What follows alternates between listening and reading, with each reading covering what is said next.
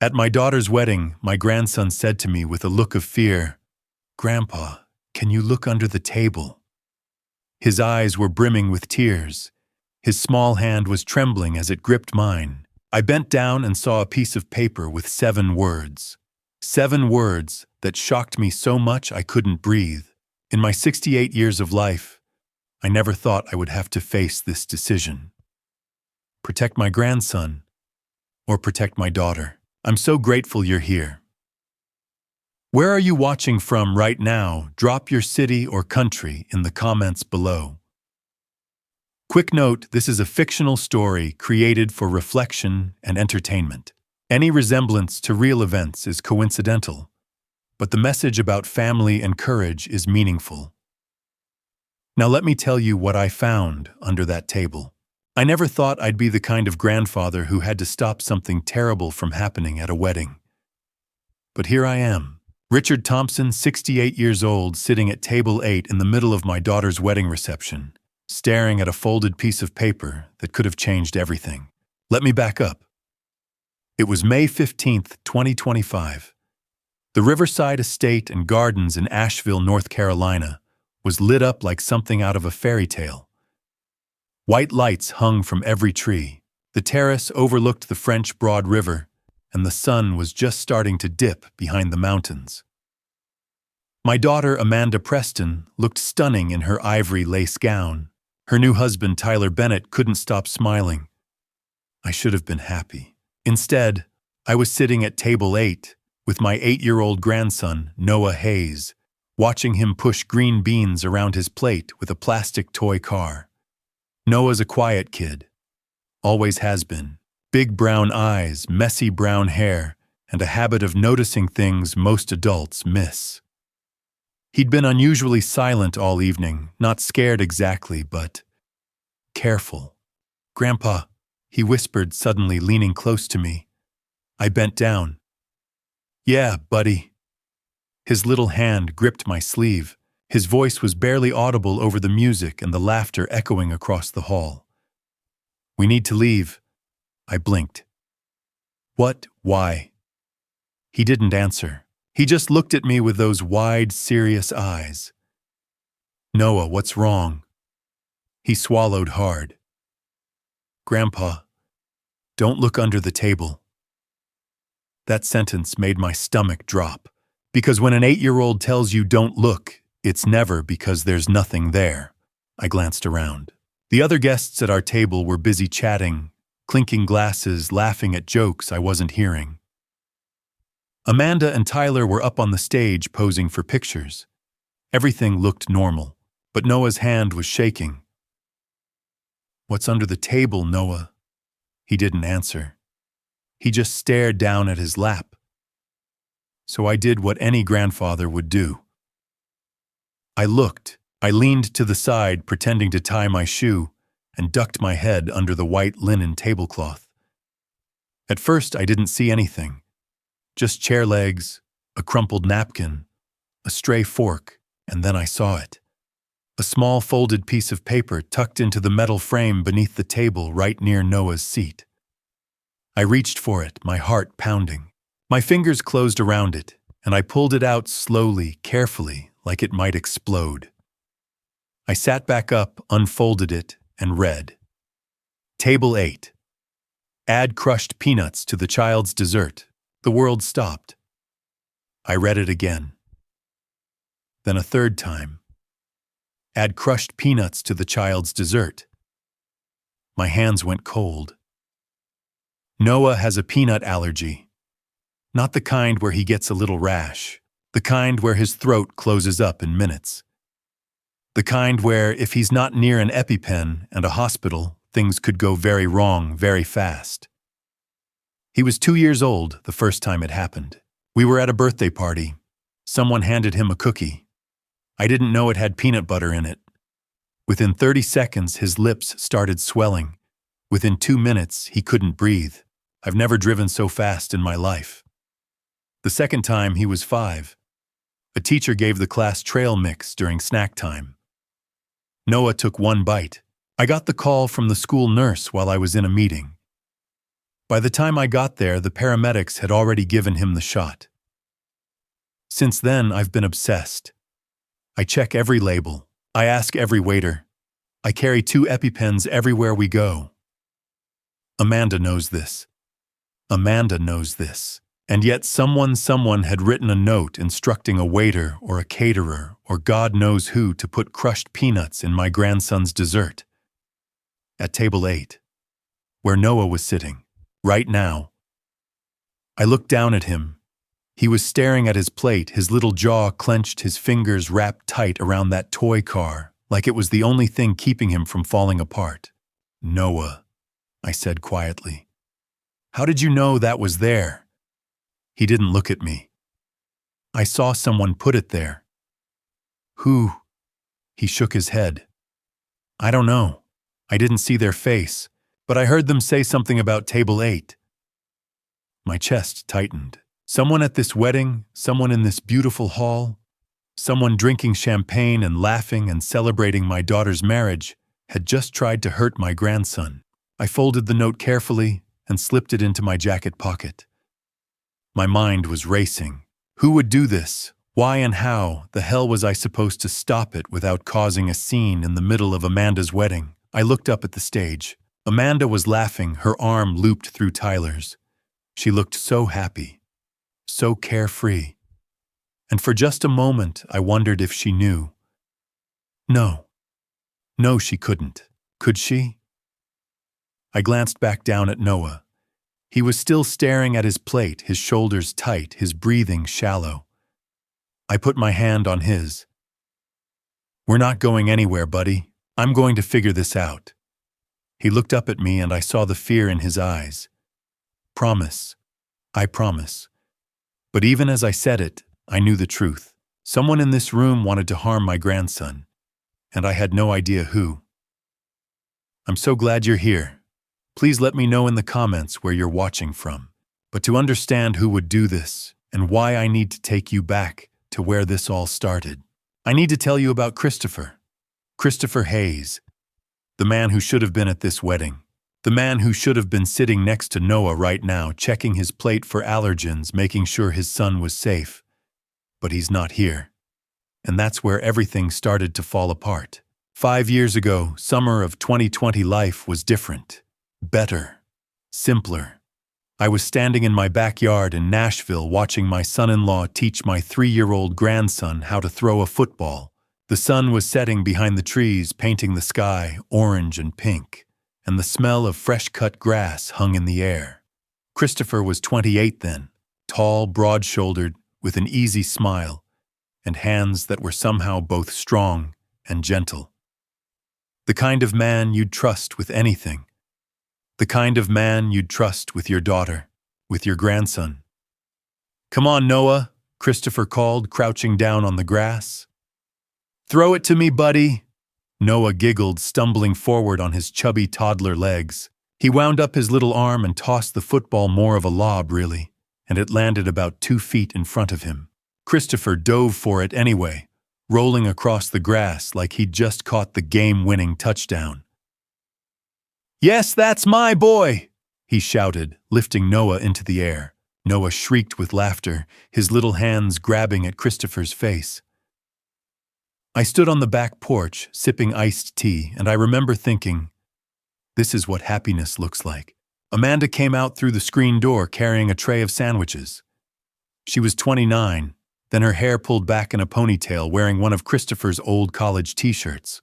She looked over at her husband and son, and the smile on her face. God, I hadn't seen her smile like that in years. Lunch is ready, she called. Christopher set Noah down and jogged over, sweeping her into a kiss. She laughed, pushing him away playfully. You're all sweaty. You love it, he teased. And she did. You could see it in her eyes. We sat down at the patio table, and that's when I saw it. The thing that made Christopher different from every other 20-something guy I'd ever met. Before Noah could even reach for his sandwich, Christopher picked it up and inspected it. Peanut butter, he asked Amanda. She shook her head. Just jelly, I double-checked. He turned to me. Dad, you made these right? Did you use the same knife for anything else? I nodded. Clean knife. I washed it twice. Good. He set the sandwich down in front of Noah. Okay, buddy, safe to eat. Noah grabbed it with both hands and took a huge bite, jelly smearing across his cheek. Christopher watched him for a moment, then finally relaxed. That's how it always was with him. Vigilant, careful, obsessive even. Because Noah wasn't just allergic to peanuts. He was allergic to all tree nuts, almonds, cashews, walnuts, pecans, pistachios. And Christopher knew that one mistake, one contaminated surface, one careless waiter could put Noah in the hospital. Or worse. So he checked everything, every label, every ingredient, every restaurant menu. If we went out to eat, Christopher would call ahead. He'd ask to speak to the manager. He'd explain Noah's allergy in detail. He'd request that they clean the prep area, use fresh gloves, avoid cross-contamination. Some people thought he was overreacting. I thought he was being a damn good father. Christopher said that afternoon, looking over at me while Noah munched on his sandwich. I know it seems like a lot, the checking, the calling ahead, but you don't have to explain, I said. I get it. He nodded, his jaw tightening. Noah is my world. I'd do anything to keep him safe. I know you would, son. And I meant it. Later that evening, after Amanda put Noah to bed, Christopher and I sat on the porch watching the fireflies blink in the dark. He was quiet for a long time. Then he said, "You know what scares me the most?" "What's that? That I won't always be there." He looked down at his hands. "That something will happen, and I won't be able to protect him." I didn't know what to say to that, so I just clapped him on the shoulder. "You'll be there," I said. "You're not going anywhere." He smiled, but it didn't quite reach his eyes. "I hope you're right." The next morning, Christopher made breakfast: scrambled eggs, turkey bacon, fresh fruit. He set Noah's plate down in front of him and ruffled his hair. "Eat up, little man. We're going to the park today." Noah's eyes lit up. Swings. All the swings you want.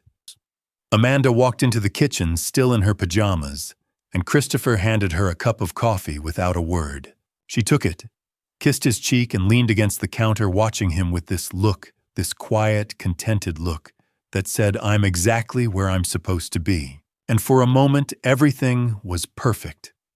Christopher looked over at me and grinned. "You coming to the park with us, Dad?" I shook my head. "You three go. I'll hold down the fort here."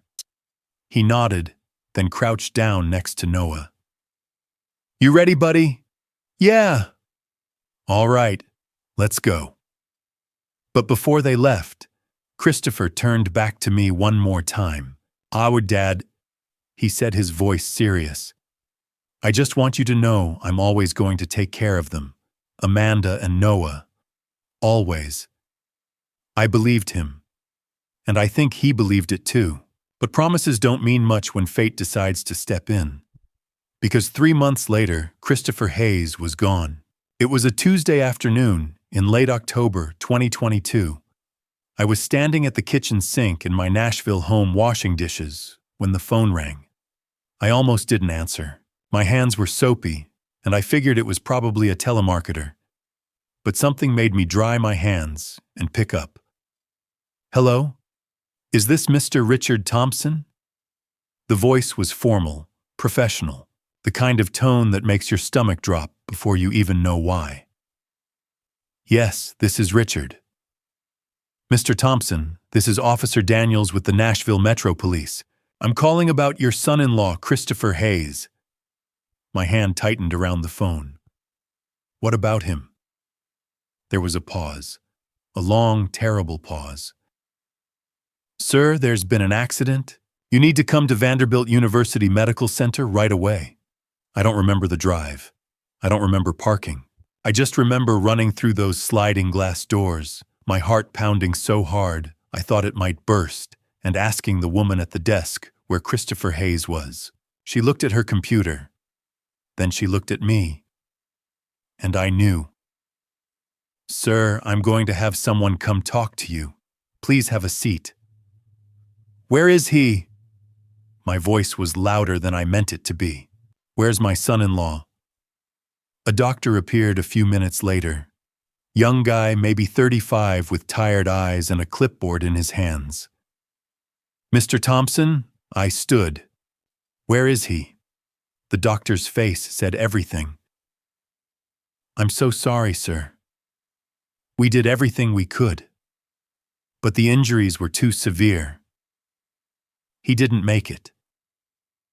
The world tilted. I grabbed the back of a chair to keep from falling. What happened? The doctor explained. A semi-truck on Interstate 40 just outside Nashville. The driver had swerved to avoid a car that cut into his lane. Lost control. Jackknifed across 3 lanes of traffic. Christopher's car was in the wrong place at the wrong time. The impact was instant. He didn't suffer, the doctor said, as if that made it better. I called Amanda from the hospital parking lot. My hands were shaking so badly I could barely dial. She answered on the second ring. Dad, what's wrong? I couldn't get the words out at first. Amanda, you need to come to Vanderbilt. It's Christopher. What about him? Is he okay? I closed my eyes. No, sweetheart. He's not. The sound she made, I'll never forget it. A scream that wasn't quite a scream. A sob that came from somewhere so deep, it didn't sound human. By the time she got to the hospital, she'd collapsed twice. Her best friend had to drive her. When she saw me in the waiting room, she ran to me and buried her face in my chest, sobbing so hard her whole body shook. No, she kept saying. No, no, no, no, no. I held her. I didn't know what else to do. And I believed her pain. I believed every tear, every trembling breath. Because why wouldn't I? She was his wife. The funeral was 4 days later. It rained. Of course it rained. We held the service at a small chapel on the east side of Nashville. Christopher didn't have much family. His parents had passed years before, so it was mostly our people. Friends, co-workers, a few guys from his softball league. Noah sat between Amanda and me in the front row, wearing a little black suit that was too big for him. He kept swinging his legs, kicking the pew in front of us because he didn't understand what was happening. He was 5 years old. How do you explain this to a 5-year-old? Halfway through the service, he tugged on my sleeve. Grandpa, he whispered. Where's Daddy? I looked down at him, his big brown eyes, Christopher's eyes staring up at me full of confusion. Daddy's. I swallowed hard. Daddy's not here right now, buddy. When's he coming home? Amanda let out a choked sob beside me. I put my arm around Noah and pulled him close. Daddy's in a very special place now, I said quietly. It's in a place where he's not hurting, where he's safe. Can we visit him? My throat tightened. Not yet, Noah, but someday. He seemed to accept that. He leaned his head against my shoulder and went quiet. At the graveside, Amanda stood at the edge of the casket, her hands pressed to her mouth, tears streaming down her face. She looked so small, so broken. I put my hand on her shoulder, and she turned and collapsed into me, sobbing again. I can't do this, Dad, she whispered. I can't do this without him. You won't have to, I said. I'm here. We'll get through this together. And I meant it. That night, after everyone had gone home, after Amanda and Noah had finally fallen asleep in the guest room, I sat alone in my kitchen, staring at the wall. The house was so quiet. Too quiet. I kept replaying the doctor's words in my head. He didn't make it. The injuries were too severe. Wrong place, wrong time. I thought about Christopher's promise, the one he'd made just months before. I'll always take care of them. Always.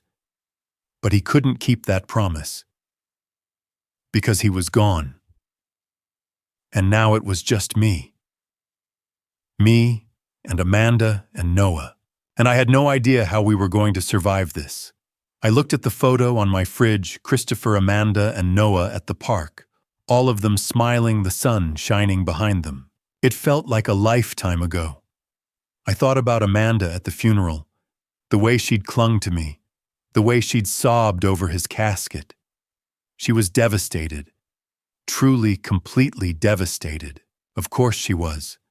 She was his wife. She loved him. Didn't she? At the time, I had no reason to think otherwise. But looking back now, knowing what I know, I can't help but wonder, was it real? Or was it the first lie in a long line of lies that would nearly destroy us all? The weeks after the funeral blurred together. Days became routines. Routines became survival.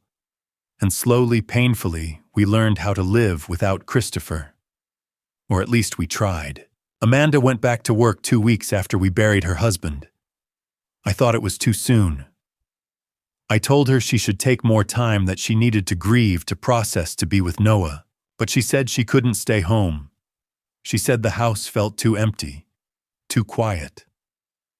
So she went back to her job at the marketing firm downtown, and she threw herself into it. Long hours, late nights, weekend projects. At first I thought she was coping. That work was her way of keeping her mind off the pain. But as the weeks turned into months, I started to realize something else. She wasn't coming home. Not just physically, though, that was part of it. She'd stop by once, maybe twice a week, to drop off groceries or pick up a change of clothes. She'd hug Noah, ask how school was, and then she'd leave again. But emotionally, she was gone. She'd check out mid-conversation. Her eyes would glaze over when Noah tried to tell her about his day. She'd nod and smile, but you could tell she wasn't really listening. And Noah noticed. "Grandpa," he asked one night, his small voice cutting through the silence as I tucked him into bed. "When is Mommy coming to visit again?" I smoothed the blanket over his chest. "I don't know, buddy. She's been really busy with work. Does she not want to see me?" My heart broke. "Of course she does, Noah. She loves you very much." But even as I said it, I wasn't sure I believed it. So I became Noah's everything. I woke him up in the mornings, made him breakfast, usually scrambled eggs and toast with a side of apple slices. I checked the labels on everything, just like Christopher used to. I drove him to school, picked him up, helped him with homework, made dinner, gave him baths, read him stories. Some nights he'd cry for his dad. Some nights he'd cry for his mom. And some nights he wouldn't cry at all. He'd just lie there staring at the ceiling, too tired to feel anything. Those were the nights that scared me the most. I did my best. But I was 65 years old, and I was exhausted. And then Sophia showed up. Sophia Mitchell, Amanda's younger sister. She was 25, then young, full of energy, with the same dark hair as Amanda, but a completely different spirit. Where Amanda had become distant and cold, Sophia was warm, present.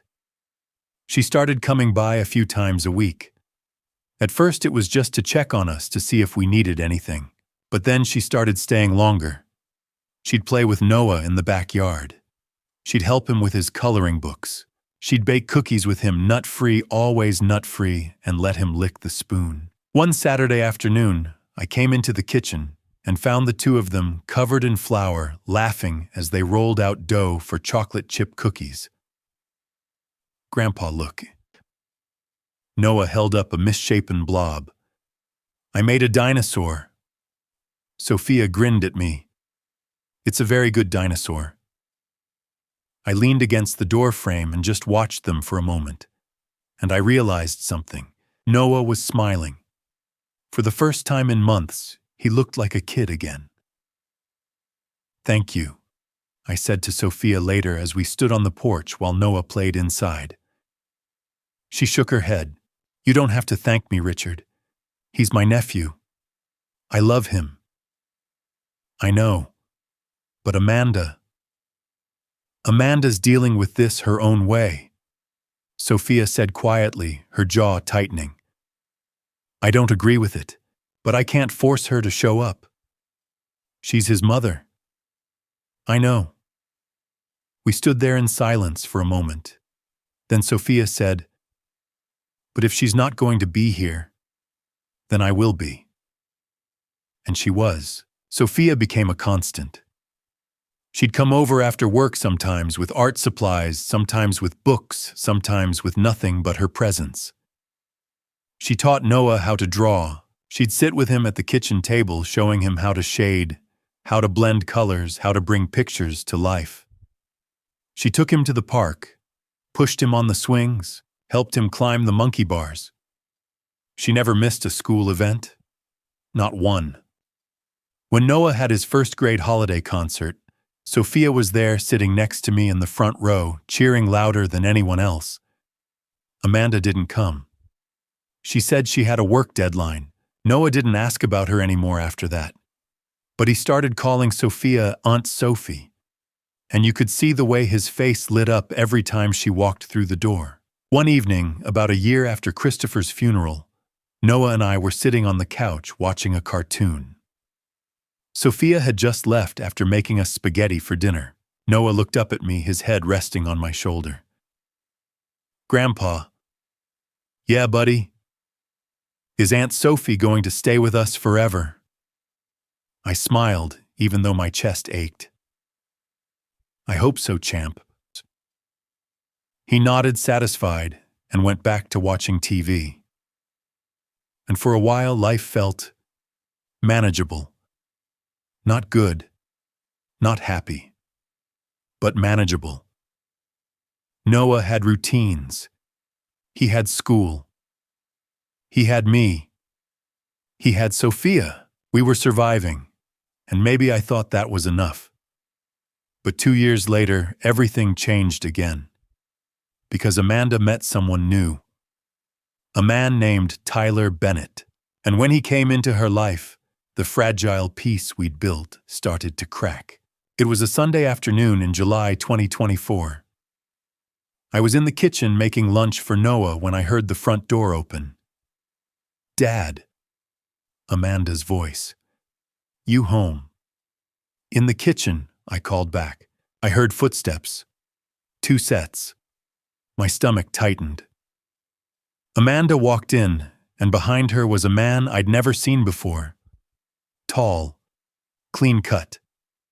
Mid-30s, maybe late 30s, dressed in khakis and a button-down shirt, like he'd just come from a country club. Amanda smiled, the first real smile I'd seen on her face in months. Dad, this is Tyler Bennett. We work together. Tyler stepped forward, extending his hand. His grip was firm, confident. Mr. Thompson, it's an honor to meet you. Amanda's told me so much about you. I shook his hand, studying his face. He had one of those polished smiles, the kind you see on salesmen and politicians. Nice to meet you, Tyler. He held up a bottle of wine. I brought this. Thought we could share it over dinner sometime. That's thoughtful. Thank you. Amanda glanced around. Where's Noah? Living room, playing with his Legos. She walked past me and Tyler followed. I stayed in the kitchen for a moment, watching them through the doorway. Noah was sitting on the floor building a castle. He looked up when Amanda came in, and his face lit up.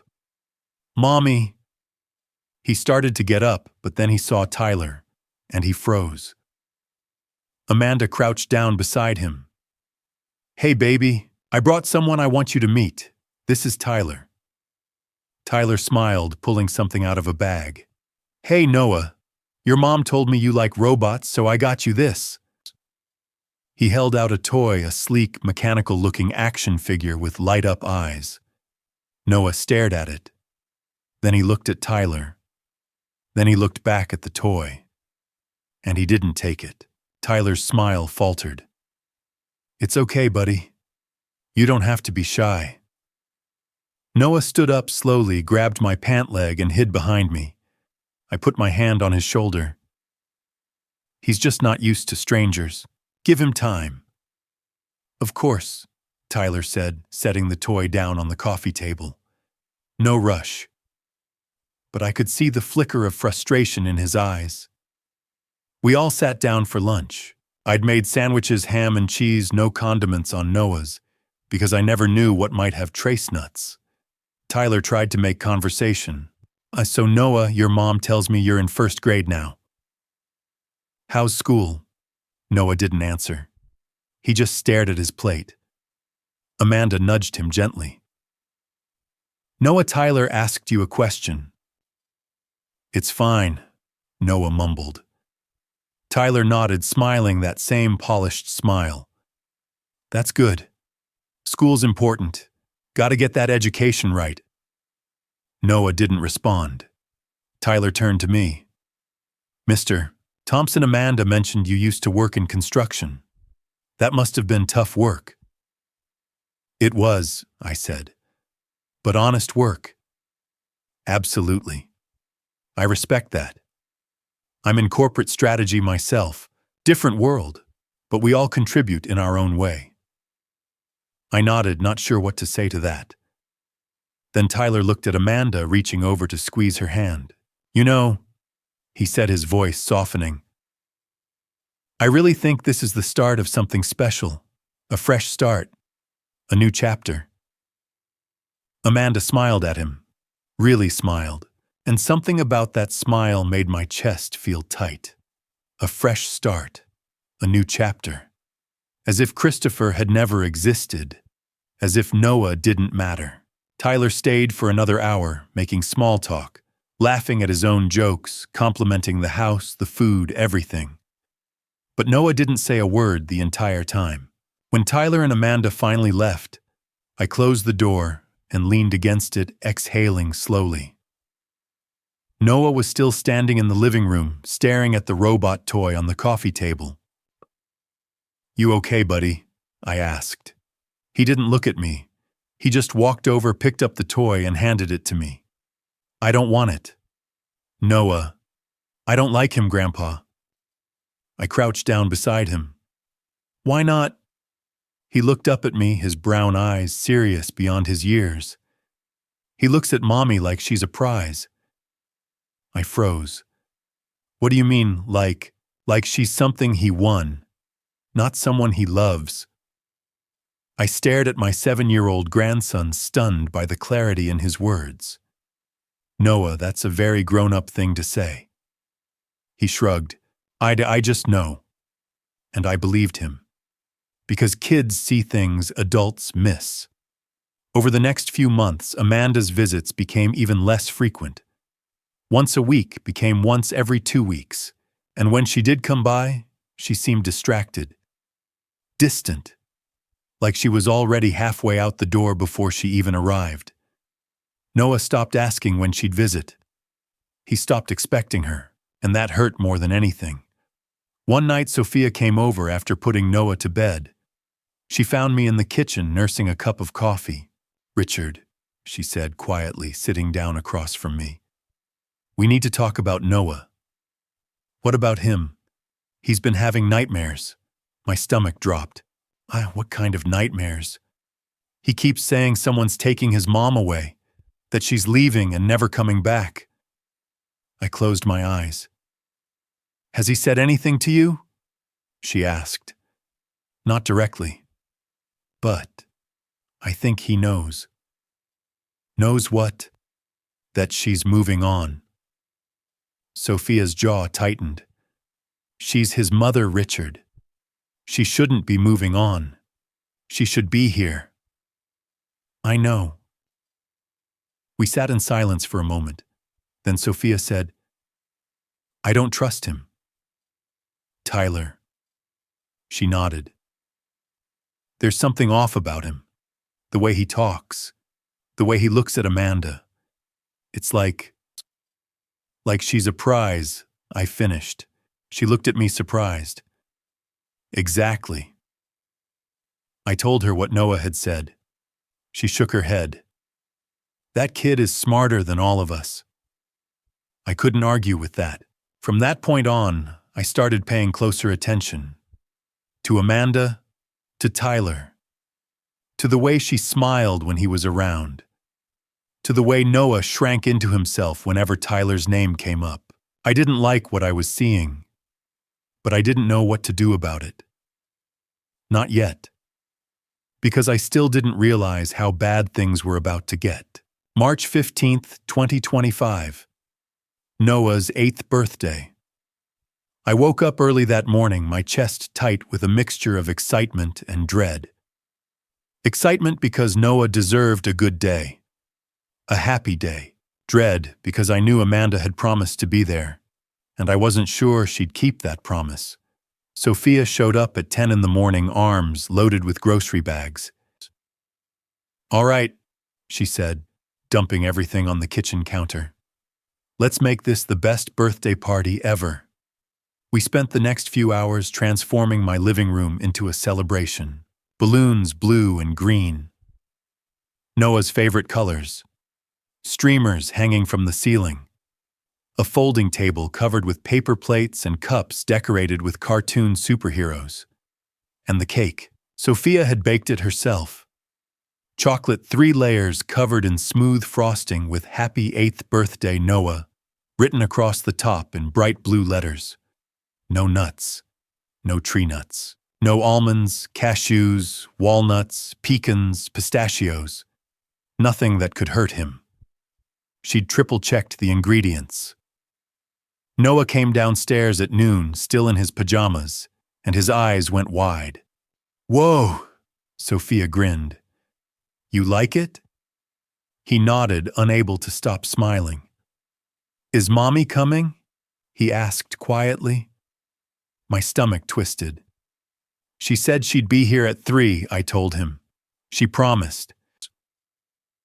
He nodded again, but I could see the doubt in his eyes. The party started at 2. 6 kids from Noah's class showed up along with their parents. The house filled with laughter, shouting, the sound of kids running around and playing games.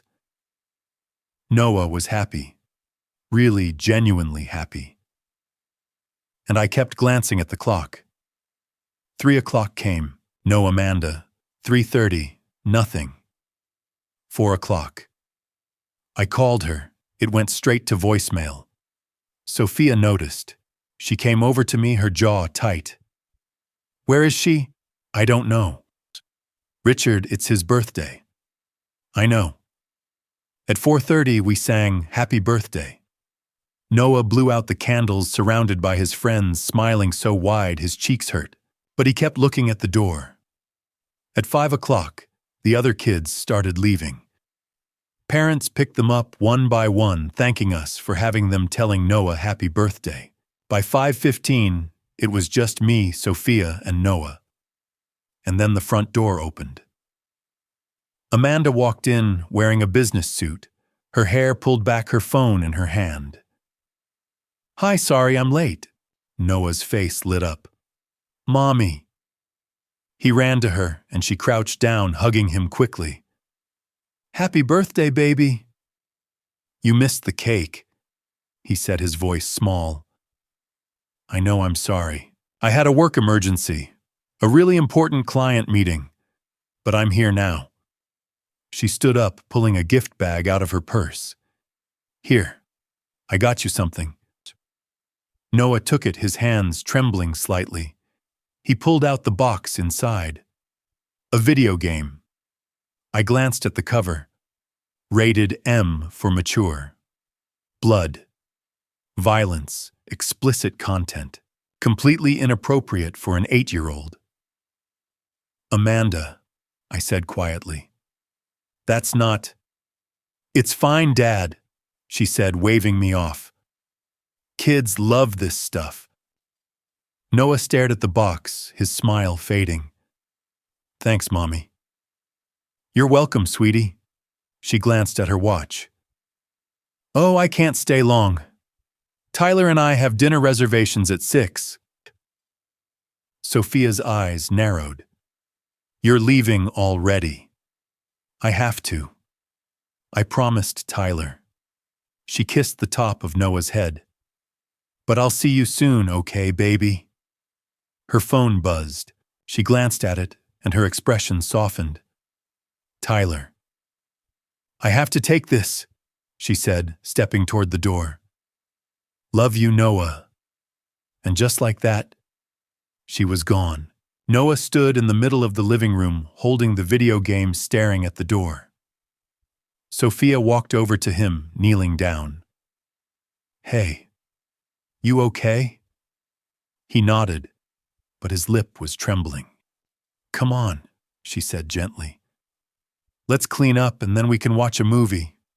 Whatever you want. He nodded again, setting the game down on the coffee table. We cleaned up in silence. Sophia and I threw away paper plates, deflated balloons, wiped down the table. Noah sat on the couch, staring at nothing. When Sophia finally left around 7, she squeezed my shoulder. I'm sorry, Richard. Me too. After she was gone, I sat down next to Noah on the couch. He was still holding the box. The video game had come in. You don't have to play that, I said quietly. We can return it. Get you something you actually want. He didn't respond, and then slowly his shoulders started to shake. I pulled him into my arms, and he broke. He sobbed into my chest, his whole body trembling. Grandpa, he choked out between sobs. Mommy doesn't love me anymore, does she? My heart shattered. Noah. She didn't stay. She didn't even eat cake. She didn't sing. She left. I held him tighter, my own eyes burning. She loves you, buddy. She's going through something right now. But she used to love me more than anything. Daddy said so. I closed my eyes, my throat tight. I know.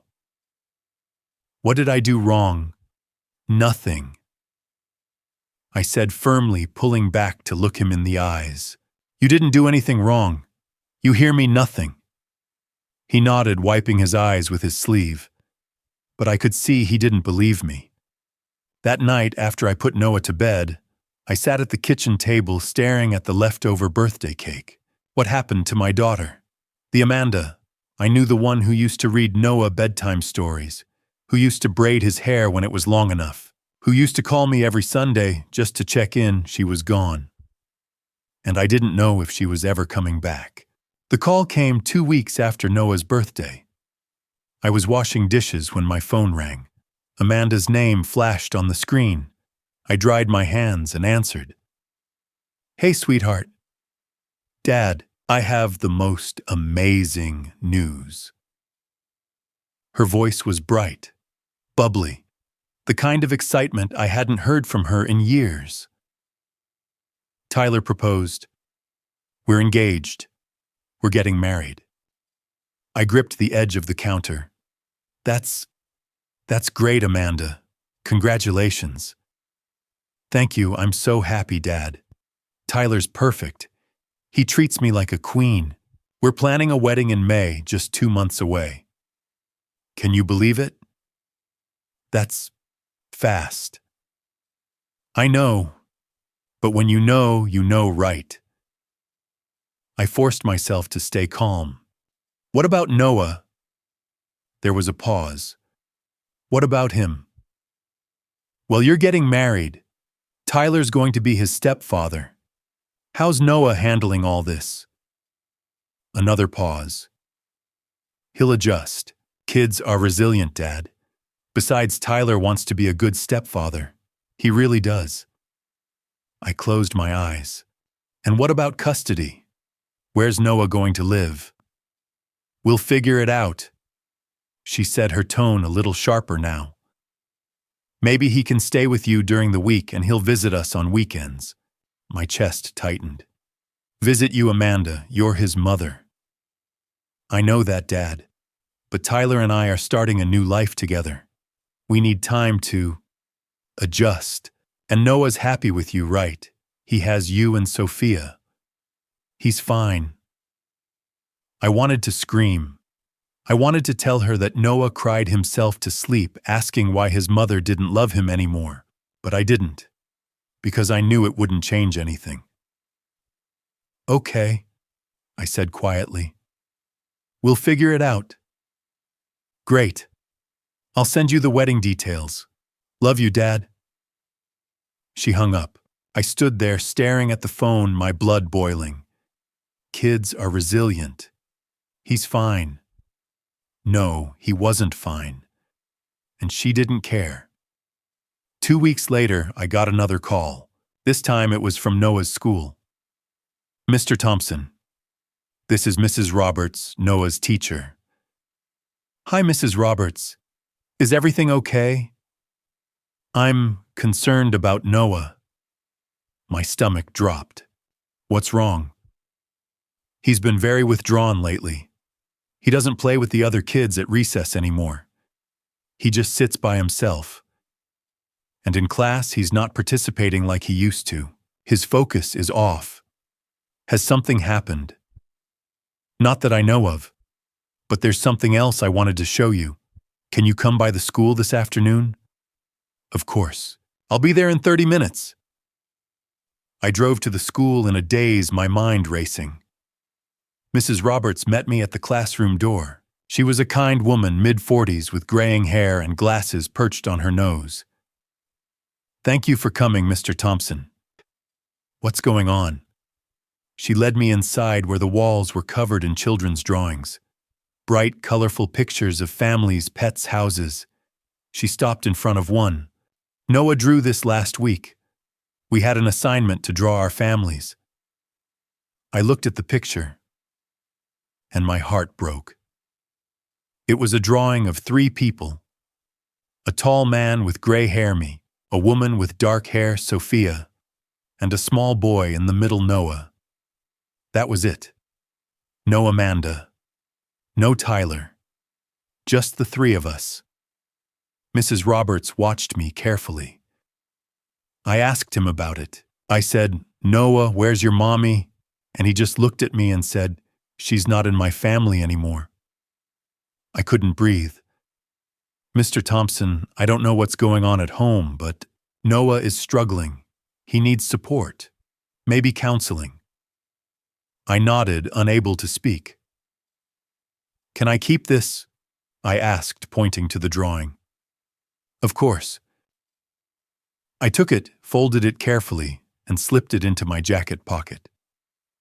That evening, after I picked Noah up from school, I sat him down at the kitchen table.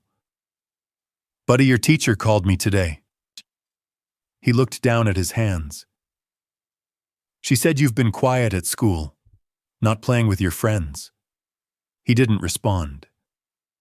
Noah, is something bothering you? He shook his head. You can talk to me. You know that, right? He nodded. I pulled out the drawing and unfolded it, laying it on the table between us. Mrs. Roberts showed me this. Noah glanced at it, then looked away. It's a beautiful picture, I said gently. You, me, and Aunt Sophie. He didn't say anything. But where's Mommy? His jaw tightened. His eyes started to well up. She's not there, he whispered. Why not? He looked up at me, tears streaming down his face. Because she doesn't want to be. I pulled him into my arms, and he buried his face in my chest, sobbing. I held him, my own throat tight, my own eyes burning. Because he was right. Amanda didn't want to be there. She was choosing Tyler, choosing her new life, choosing to leave her son behind.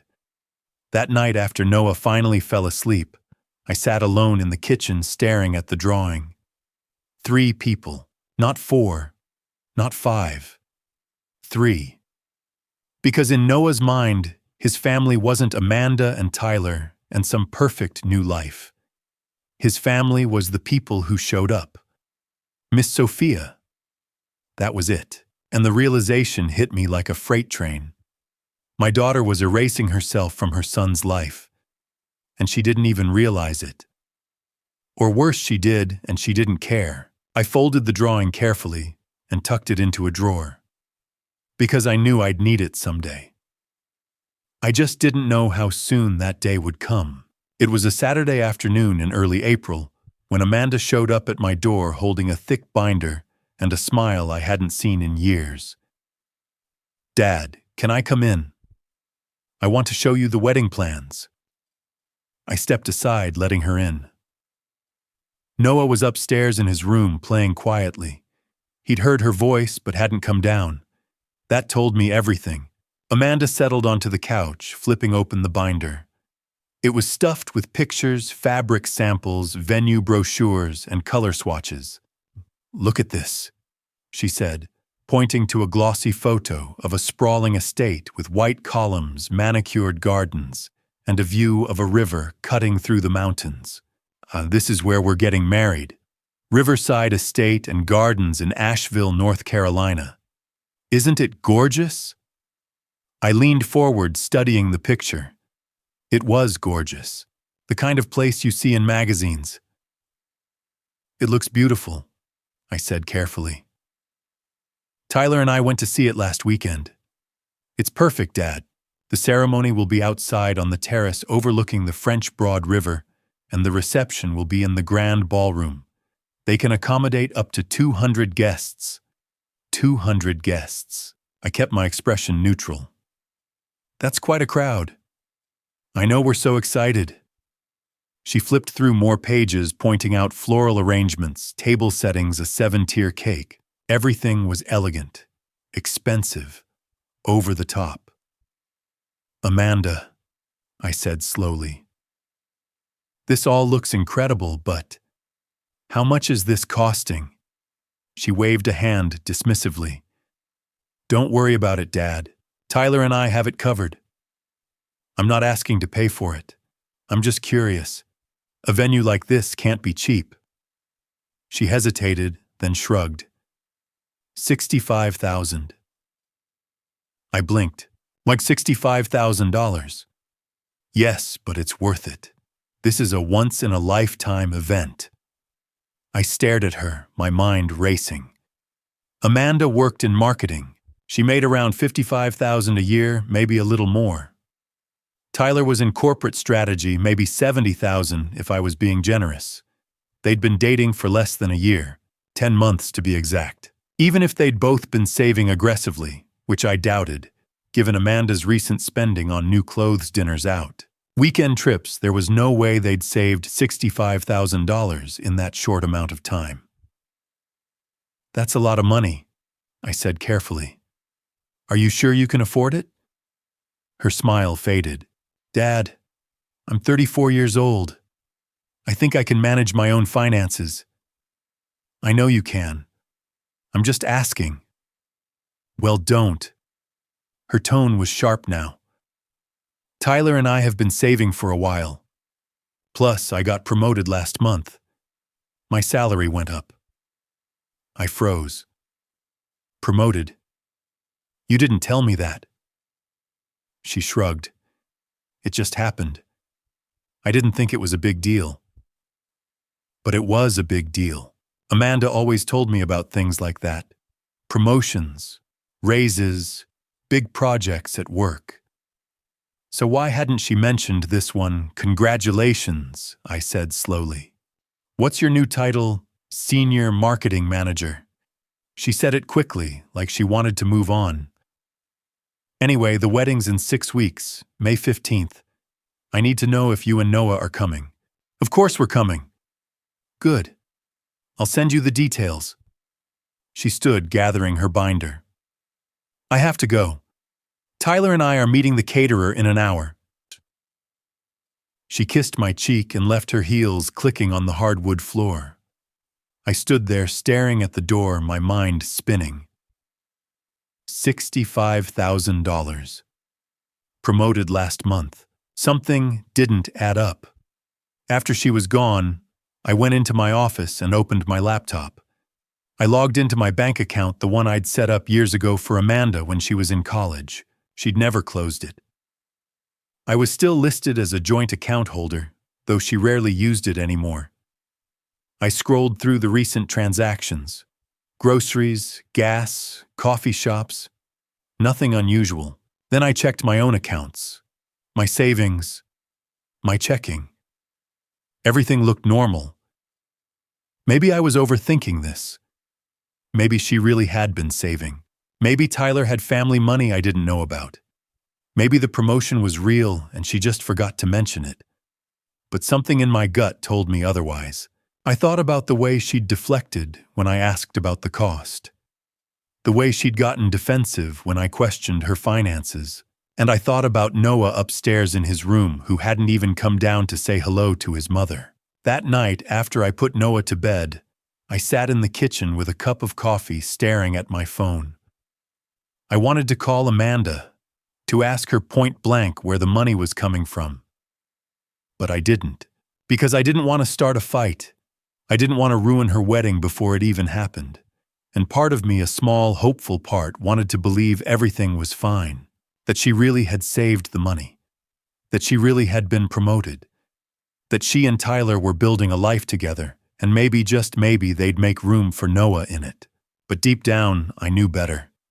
Because $65,000 doesn't just appear out of nowhere, and promotions don't happen without fanfare, especially not to someone like Amanda, who used to call me every time she closed a big deal. Something was wrong. I just didn't know what. Not yet. So I made a decision.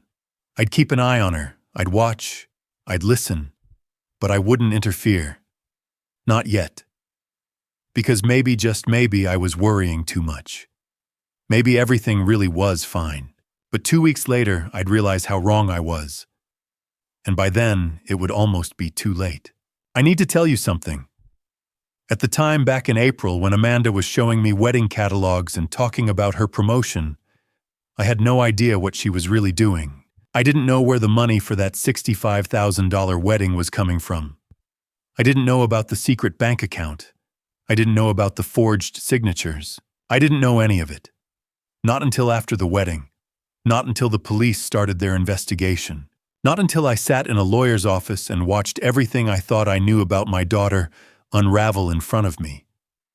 But now I know. And I need you to understand just how deep the betrayal went. Let me take you back. September 12th, 2024. 2 days after Tyler proposed. Amanda was sitting in her apartment, laptop open on the kitchen table, a glass of wine beside her. Tyler was out with friends. She was alone, and she made a decision. She opened a web browser and typed in the URL for my bank, the one I'd been using for 30 years. Then she logged in, not into her account, into mine. She knew my password. Of course she did. I'd asked her to help me set up online banking the year before, after Christopher passed. I wasn't good with computers, and she'd walked me through the whole process, setting up security questions, creating a password. I trusted her. Why wouldn't I? She was my daughter. She navigated to my savings account, the one I'd been building for decades, the one I planned to leave to her and Noah when I was gone. Balance $237,450. She stared at it for a long moment. Then she opened another tab and logged into a different account. One I'd never seen. One she'd opened 2 weeks earlier under her name, only at a different bank. Balance $0. She went back to my account, clicked Transfer Funds, and typed in an amount. $20,000. She hesitated, her finger hovering over the confirm button. Then she clicked it. The money moved. instantly, from my account to hers. And I never knew. She did it again in October, $18,000 that time. Then November, $25,000. December, $22,000. January, $15,000. February, $28,000. March, $23,000. April, $19,000. May, $15,000. 8 months. 8 transfers.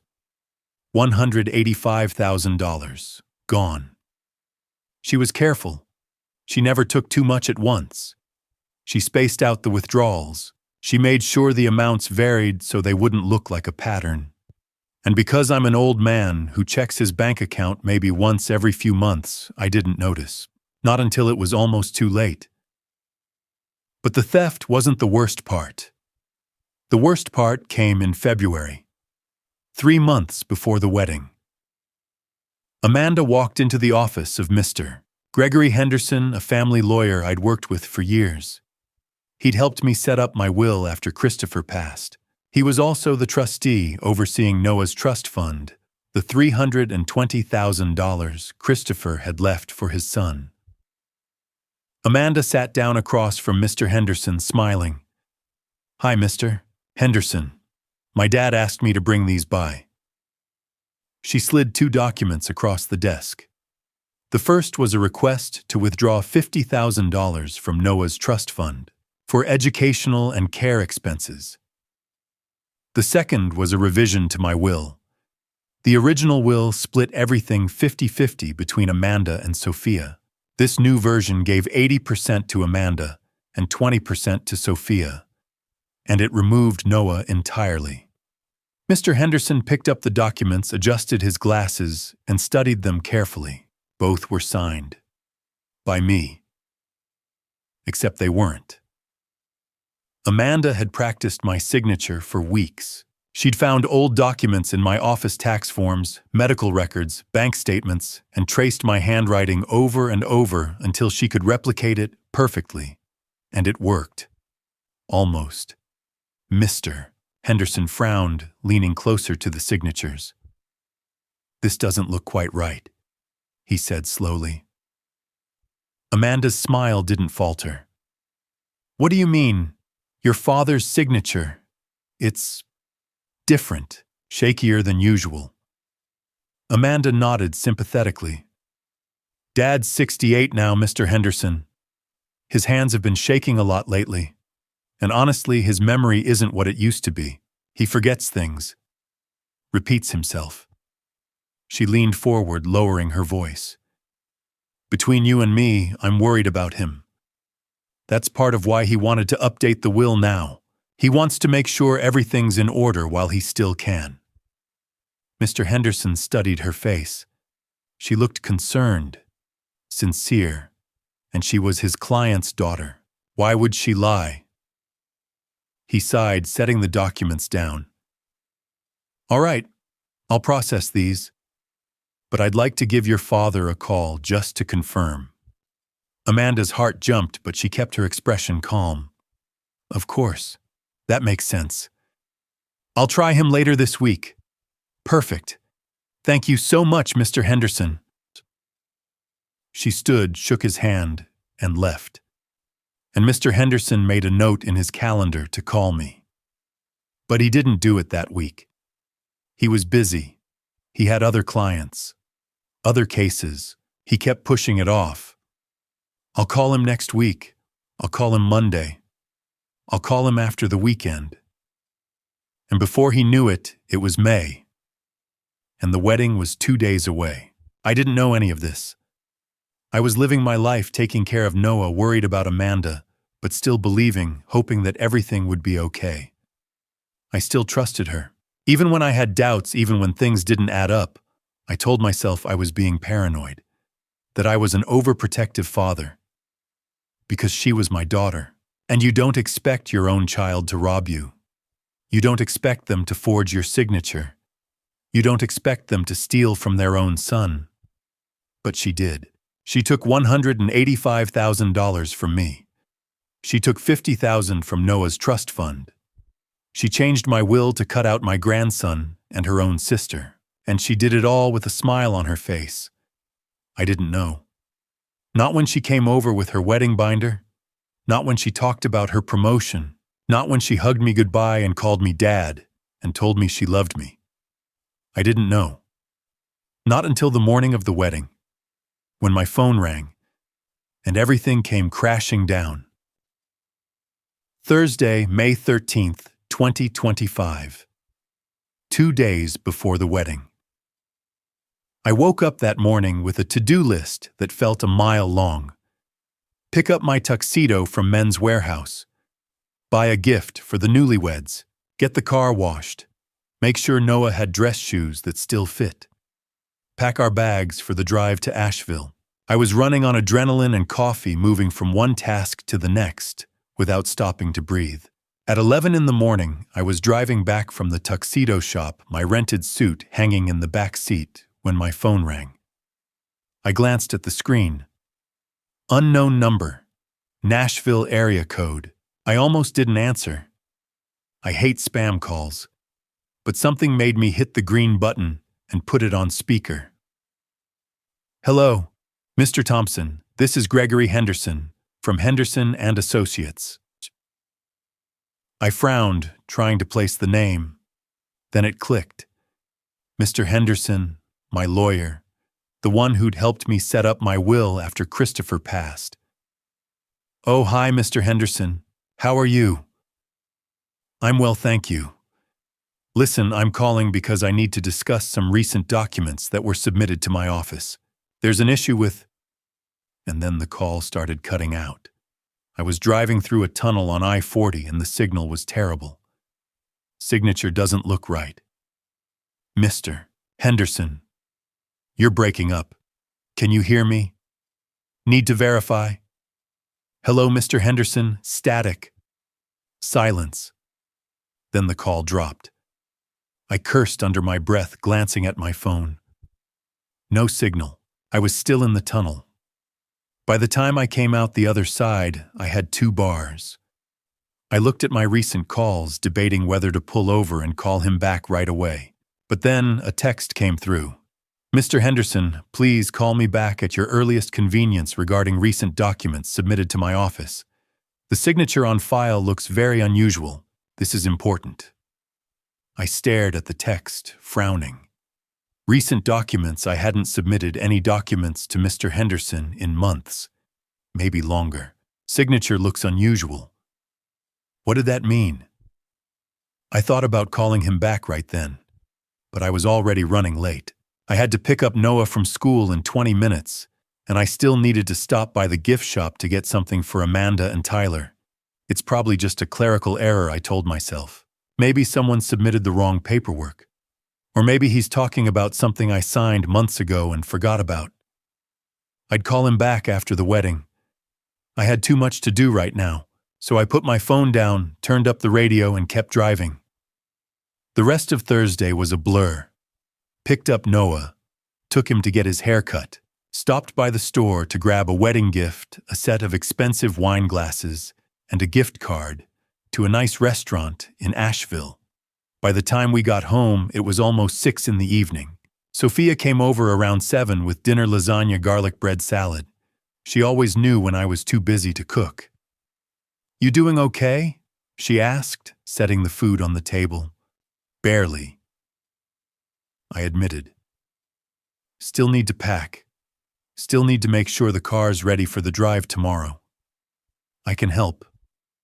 You've done enough. You're already driving separately with your friend, right? She nodded. Yeah, we're leaving early tomorrow morning. I'll meet you at the venue. Noah wandered into the kitchen already in his pajamas. Can I bring my Legos to the wedding? He asked. Sure, buddy, I said. Just pack a small set. We don't have a lot of room in the car. He nodded and disappeared back upstairs. Sophia watched him go, then looked at me. How's he doing, really? I sighed. He's nervous. He doesn't want to see Amanda, but he knows he has to. And you? I hesitated. I'm trying not to think about it. She squeezed my shoulder. It'll be okay. We'll get through it. I hoped she was right. Friday, May 14th, one day before the wedding. I woke up early, double-checked the car, loaded our bags into the trunk. At 10, I took Noah to a kid's clothing store to pick up the little suit I'd ordered for him, navy blue with a white shirt and a clip-on tie. He looked so grown up in it, and so sad. "Do I have to wear this?" he asked, staring at himself in the mirror. "Just for a few hours, buddy. Then you can change." He nodded, but he didn't smile. We spent the rest of the day packing, organizing, making sure we had everything we needed. Sophia stopped by in the afternoon to drop off a gift she'd wrapped for Amanda, a framed photo of the two of them as kids smiling on a beach somewhere. I wondered if Amanda would even care. That night, after Noah was asleep, I sat on the edge of my bed, staring at my phone. Mr. Henderson's text was still there unread. "Please call me back. This is important." I should call him. I knew I should. But it was almost 11 at night. His office was closed, and I was exhausted. "I'll call him after the wedding," I told myself again. "Whatever it is, it can wait 2 more days." I plugged my phone into the charger, turned off the light, and closed my eyes. I had no idea that in less than 24 hours, everything would fall apart. I had no idea that Mr. Henderson's call wasn't about a clerical error or a tax form.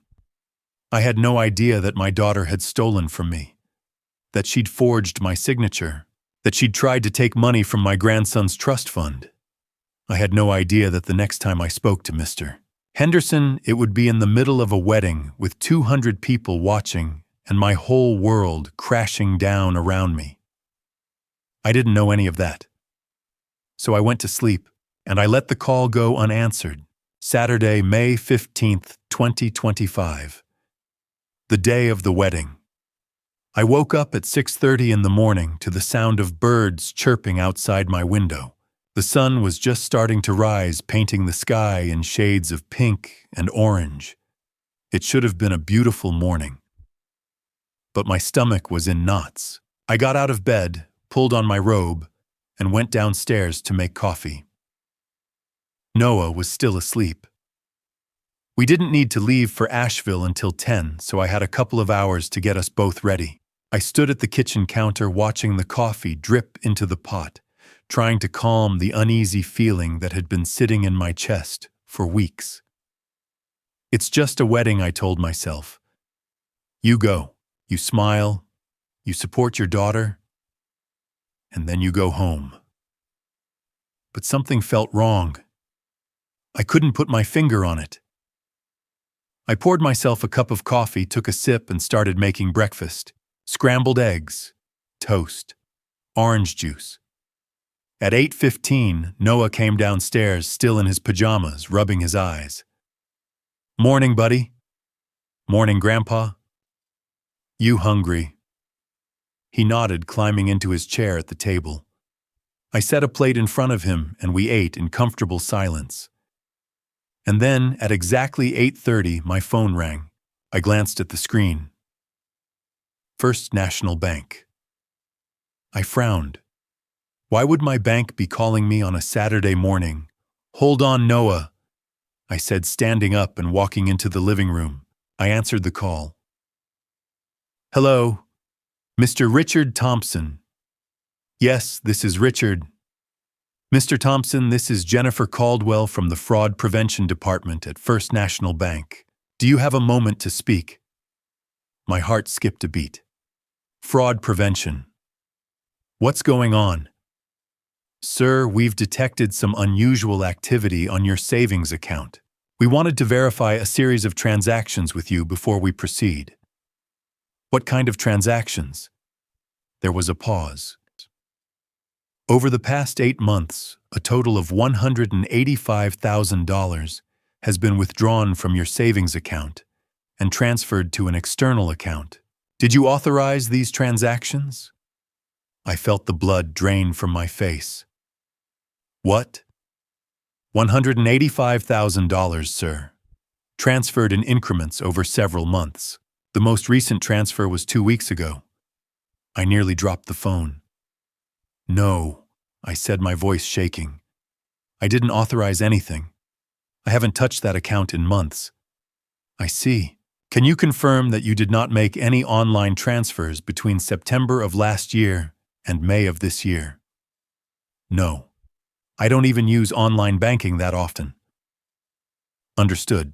I'm going to email you a detailed transaction history right now so you can review it. Can you confirm your email address? I gave it to her, my hands trembling. Thank you, Mr. Thompson. I've just sent it.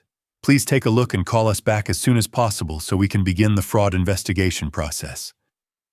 Okay. Thank you. I hung up, staring at the phone in my hand. $185,000. Gone. I walked into my office, opened my laptop, and logged into my email with shaking fingers. The message from First National was already there. Subject: unusual account activity. Immediate attention required. I clicked it open. Attached was a PDF, a full transaction history. I opened it, and my heart stopped. September 12th, 2024. $20,000. 00 online transfer. R. Thompson. Personal transfer to account ending in 8472. October 8th, 2024. $18,000 online transfer. R. Thompson. Personal transfer to account ending in 8472, November 5th, 2024. $25,000 online transfer. R. Thompson. Personal transfer to account ending in 8472, March 12th, 2024. $22,000. 00 online transfer. R. Thompson. Personal transfer to account ending in 8472, January 7th, 2025. $15,000 online transfer. R. Thompson. Personal transfer to account ending in 8472, February 11th, 2025. $28,000 online transfer. R. Thompson. Personal transfer to account ending in 8472, March 10th, 2025. $23,000. 00 online transfer. R. Thompson.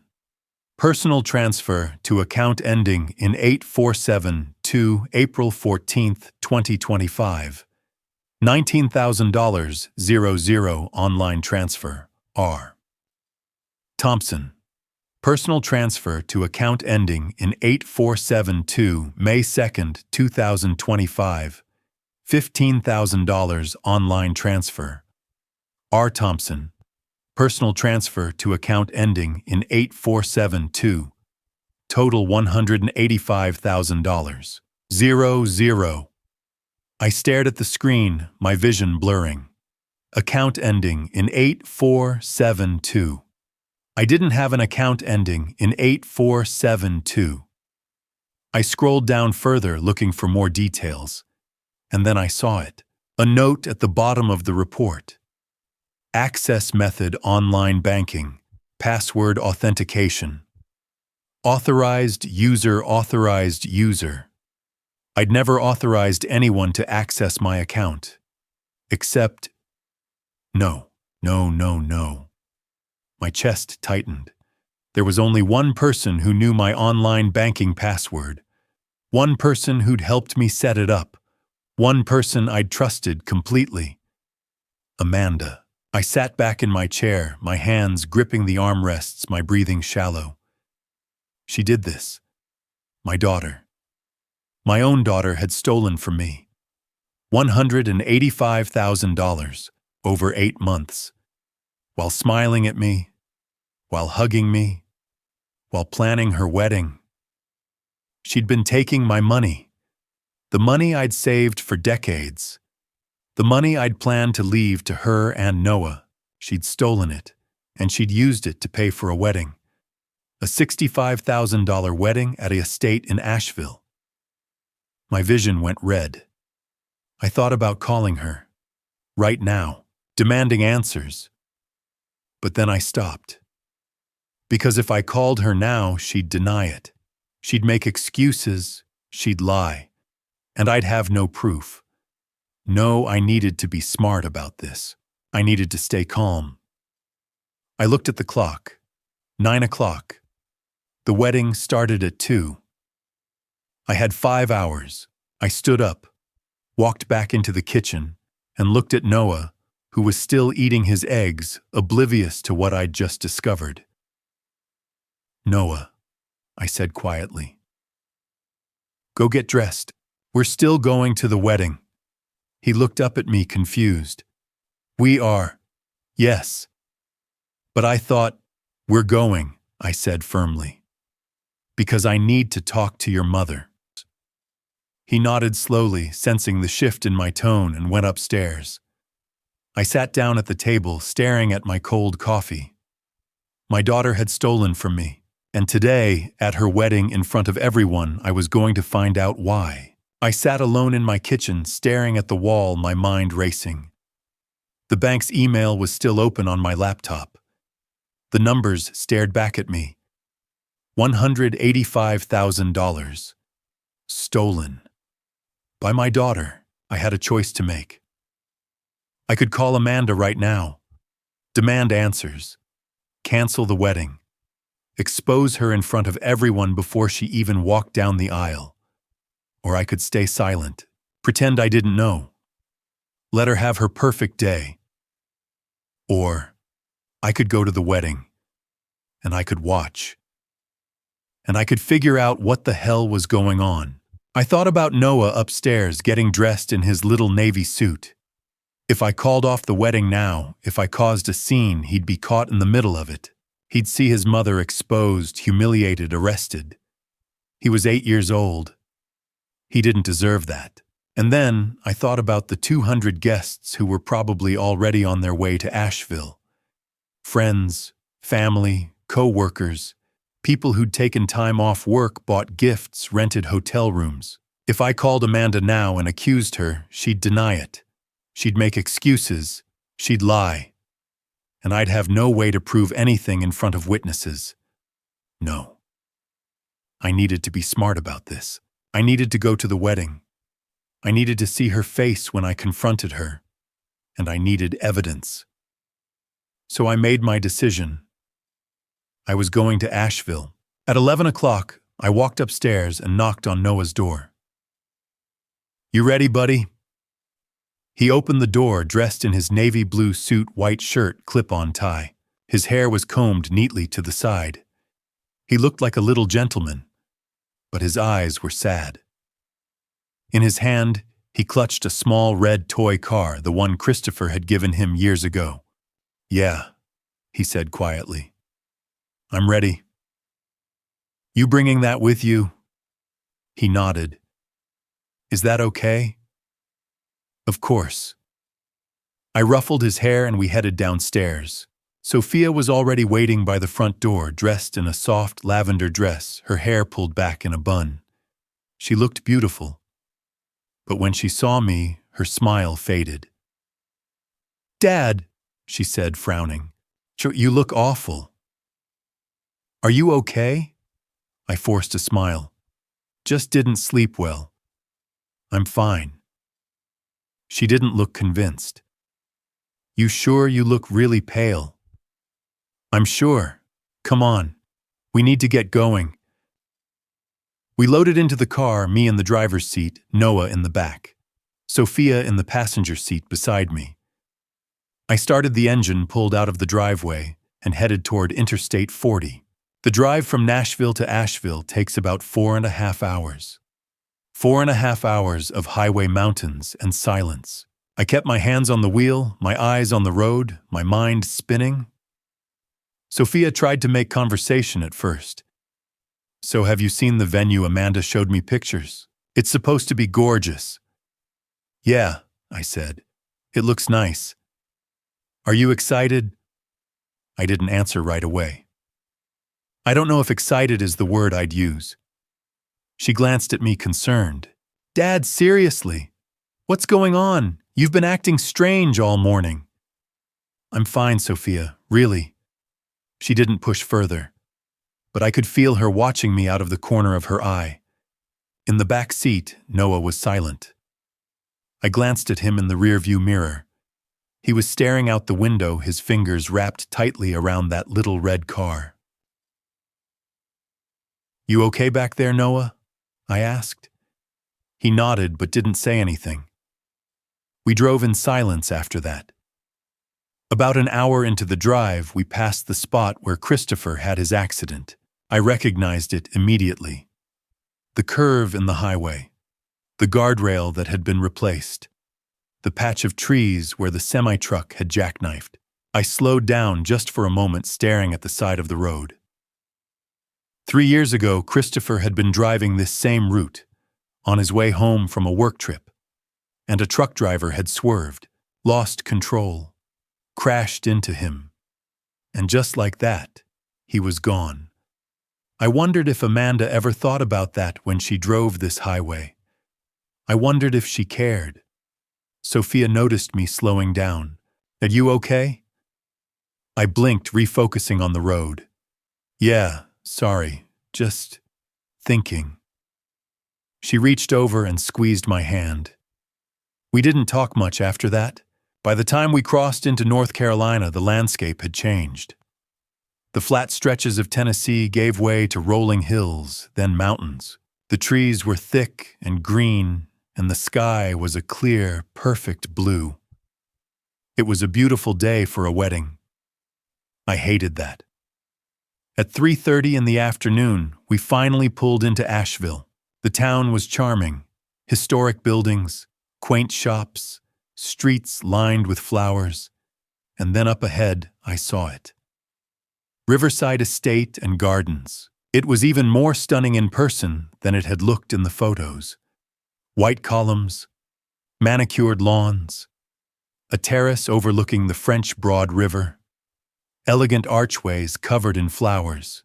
Cars were already parked along the circular driveway.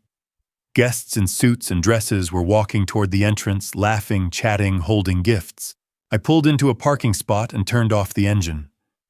For a moment, none of us moved. Sophia looked at the venue, then back at me. It's beautiful. I nodded. Noah unbuckled his seatbelt but didn't get out. Do I have to go in? I turned around to look at him. Yeah, buddy, we do. Why? Because your mom wants us here. He looked down at his toy car, his jaw tight. She doesn't care if I'm here or not. My chest ached.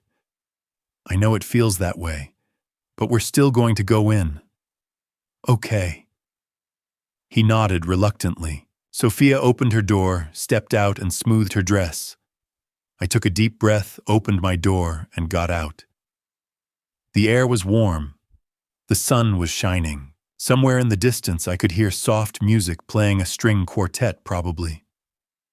I looked up at the estate, at the grand entrance, at the crowd of guests streaming inside, and I thought about my daughter, about the money she'd stolen, about the lies she'd told, about the life she was trying to build on a foundation of deceit. I straightened my tie, adjusted my jacket, and looked at Noah and Sophia. Ready? Sophia nodded. Noah didn't say anything. He just slipped his hand into mine, and together we walked toward the entrance. Let's see what else my daughter is hiding. The doors opened and we stepped inside. The first thing that hit me was the smell. Magnolia blossoms, fresh and sweet, mixed with the sharp, bubbly scent of champagne. It filled the air thick and almost overwhelming. The second thing was the sound. Soft jazz playing from somewhere near the back of the room. A saxophone, maybe a piano. Smooth and elegant. Beneath it, the hum of conversation, laughter, voices overlapping, the delicate clink of glasses touching in toasts. The third thing was the light. Candles. hundreds of them, flickering on every table lining the walkways, reflected in the polished silver plates and crystal glasses. The whole room glowed warm and golden like something out of a dream. It was beautiful, absolutely beautiful, and it made me sick. I stood just inside the entrance, Noah's hand still in mine, Sophia beside me, and I took it all in. The grand ballroom was massive, high ceilings with white beams, floor-to-ceiling windows overlooking the river and the mountains beyond. Round tables draped in ivory linens, each one decorated with tall centerpieces of white roses and greenery. A long head table at the front elevated slightly with a backdrop of cascading flowers. Guests were everywhere. Men in dark suits, women in colorful dresses, smiling, laughing, holding drinks, taking photos. 200 people, all here to celebrate my daughter. My chest tightened. "Dad." Sophia's voice was quiet beside me. "You okay?" I nodded, not trusting myself to speak, and then I saw her. Amanda. She was standing near the head table, surrounded by a small crowd of guests, and she looked stunning. Her wedding dress was a mermaid style, fitted through the bodice and hips, flaring out at the knees in layers of delicate lace.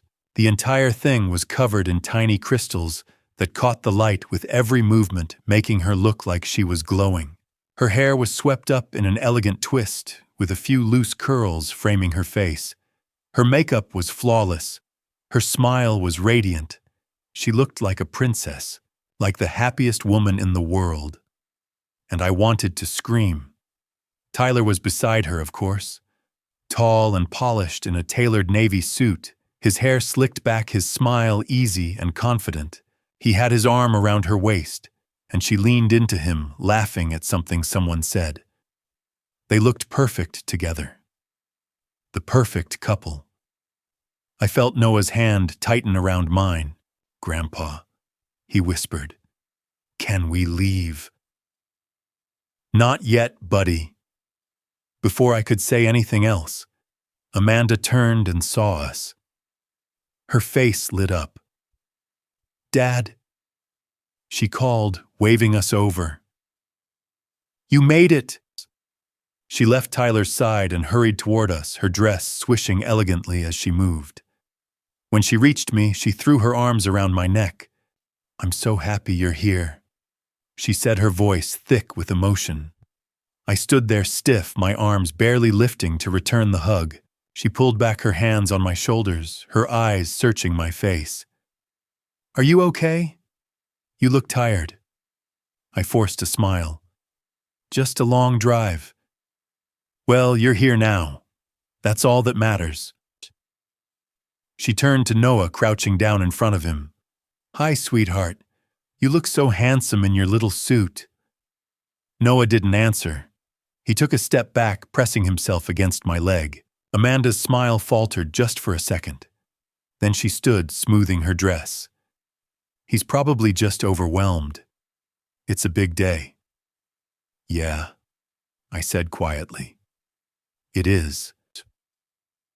Tyler approached, extending his hand. "Mr. Thompson, good to see you again." I shook his hand, studying his face. His expression was open, friendly.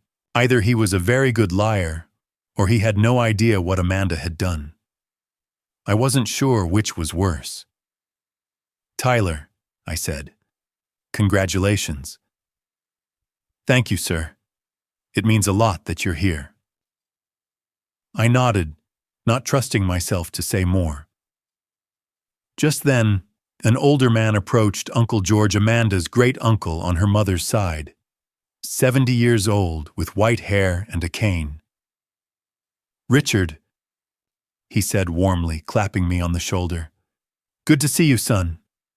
"You too, George. Beautiful wedding, isn't it?" "Yeah, it is." Sophia touched my arm gently. "Dad, I'm going to take Noah to our table, okay?" I looked down at Noah. His face was pale, his eyes wide. Yeah, that's a good idea. Sophia took his hand, and the two of them disappeared into the crowd. Amanda squeezed my arm. Our table's up front, Dad, but I think they've seated you at table 8. Is that okay? Table 8? Of course. That's fine, I said. She kissed my cheek. I'll see you after the ceremony. I love you, Dad. Love you too, I said automatically. She floated away, back to Tyler's side, back to her guests, back to her perfect wedding. And I stood there alone in the middle of the crowd, my heart pounding in my chest. I made my way through the room, weaving between tables, nodding politely at people I didn't recognize.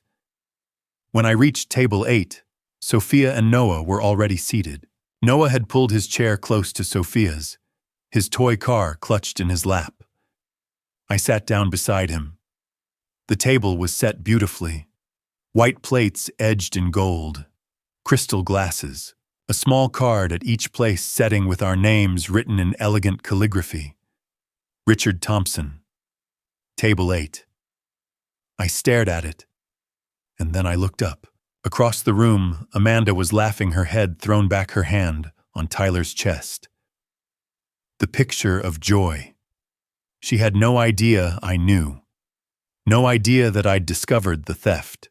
No idea that everything she'd built was about to come crashing down. I took a slow breath, my hands resting on the table, my fingers curling into fists.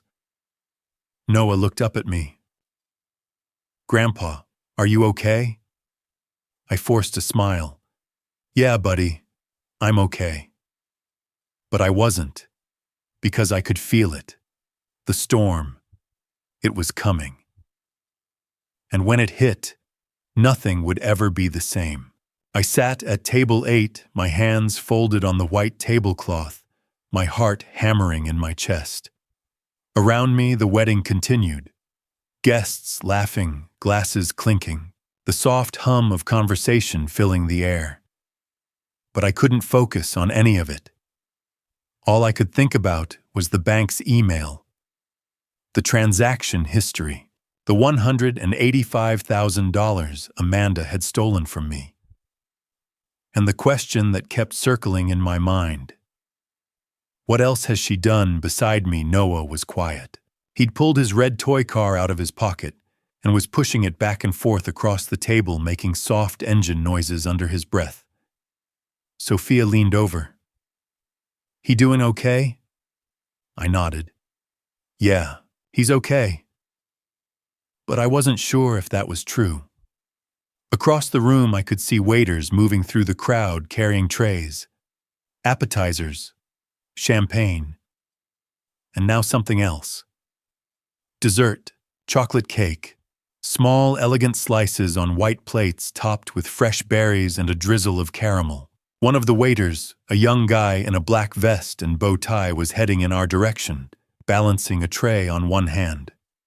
I watched him approach, my stomach tightening, and then Noah's toy car slipped out of his hand. It rolled across the table, hit the edge, and fell. Oops, Noah said, sliding out of his chair. I'll get it. He ducked under the table, and that's when everything changed. Grandpa. His voice was small, quiet, but urgent. I leaned down. What is it, buddy? He was crouched under the table, staring at something in his hand, a piece of paper, folded, crumpled, like someone had tucked it there and forgotten about it. I found this, he whispered, holding it up. I took it from him, my hands suddenly cold. Come on up, Noah. He climbed back into his chair, his eyes wide, watching me. I unfolded the paper slowly, and my blood turned to ice. Table 8. Add crushed peanuts to the child's dessert. I read it again, then a third time. The words didn't change. Table 8. Add crushed peanuts to the child's dessert. My vision blurred. I looked up. The waiter with the dessert tray was only a few tables away now, getting closer. I looked at Noah, at his innocent face, his big brown eyes, his little navy suit. Someone wanted to hurt him. Someone had written this note. Someone had planned this. Someone had told the waitstaff to put crushed peanuts in my grandson's dessert. And Noah was deathly allergic. If he ate it, he'd go into anaphylactic shock. His throat would close. He wouldn't be able to breathe. And if we didn't get him to a hospital in time. I grabbed Noah's arm, pulling him close. "Sophia," I said, my voice sharp. She looked at me, startled. "What? Don't let anyone give him food. Do you understand? No one." "Dad, what are you talking about?" I held up the note. Her eyes widened as she read it. "Oh my God," she whispered. "Watch him," I said. "Don't let him out of your sight." "Richard, what is this?" "Who?" And then it hit me. The lawyer's text, 2 days ago. I pulled out my phone, my hands shaking, and scrolled through my messages. There it was. "Mr. Henderson, please call me back at your earliest convenience regarding recent documents submitted to my office. The signature on file looks very unusual. This is important. Recent documents, unusual signature." I stared at the screen, my mind racing. And then the pieces started falling into place. The stolen money. $185,000. Taken from my account over 8 months. The lawyer's message. Documents with a forged signature. Something Amanda had submitted to his office. And now this. A note. Hidden under the table, instructing someone to put peanuts in Noah's dessert. At table 8, where Noah was sitting. All of it pointed in one direction. Amanda, my daughter.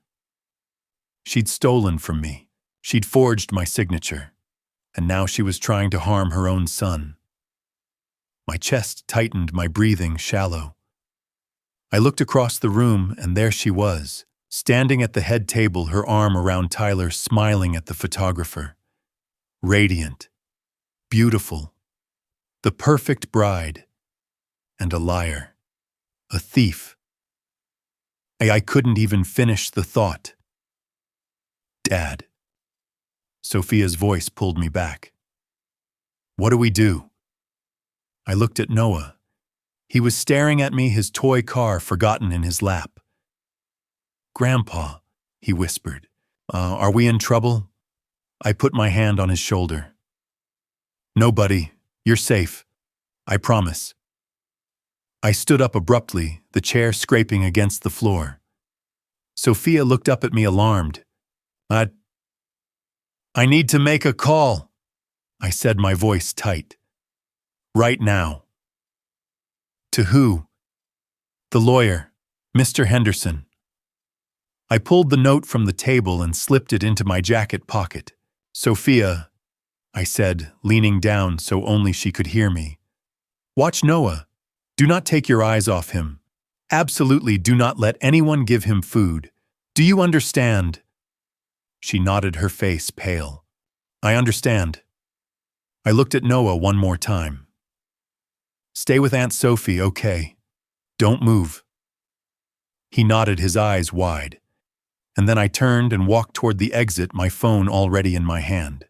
I pushed through the doors and stepped into the hallway. The noise from the ballroom faded behind me, replaced by the sound of my own ragged breathing. My hands were shaking so badly, I almost dropped my phone.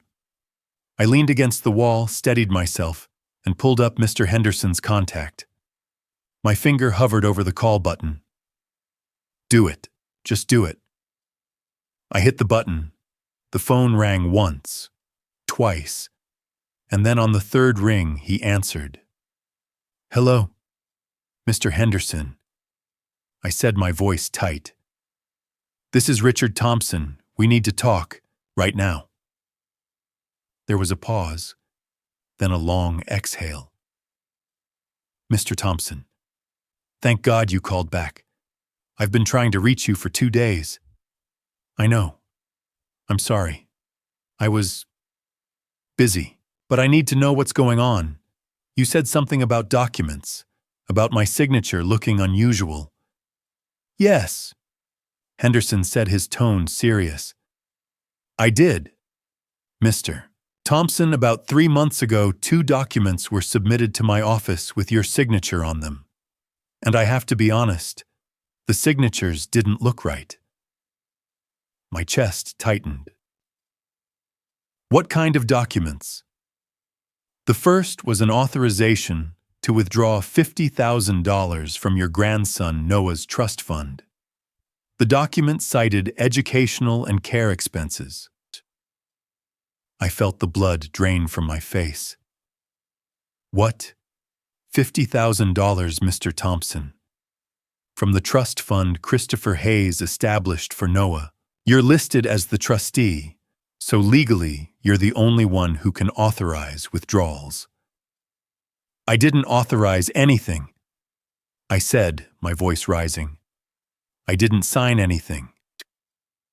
I suspected as much, Henderson said quietly. That's why I called. The signature looked off. The handwriting was close, but not quite right. It was too neat, too controlled. I pressed my hand to my forehead, my mind spinning. $50,000 from Noah's trust fund, the money Christopher had left for his son's future. What was the second document? I asked, my voice barely above a whisper. Henderson hesitated. A revised will. What? Your original will, the one we drafted 3 years ago, splits your estate 50-50 between your 2 daughters, Amanda and Sophia. But this new version changes that. Changes it how? 80% to Amanda, 20% to Sophia, and Noah is removed entirely as a secondary beneficiary. I couldn't breathe. Mr. Thompson, are you still there? Yeah, I croaked. I'm here. I need to ask you directly.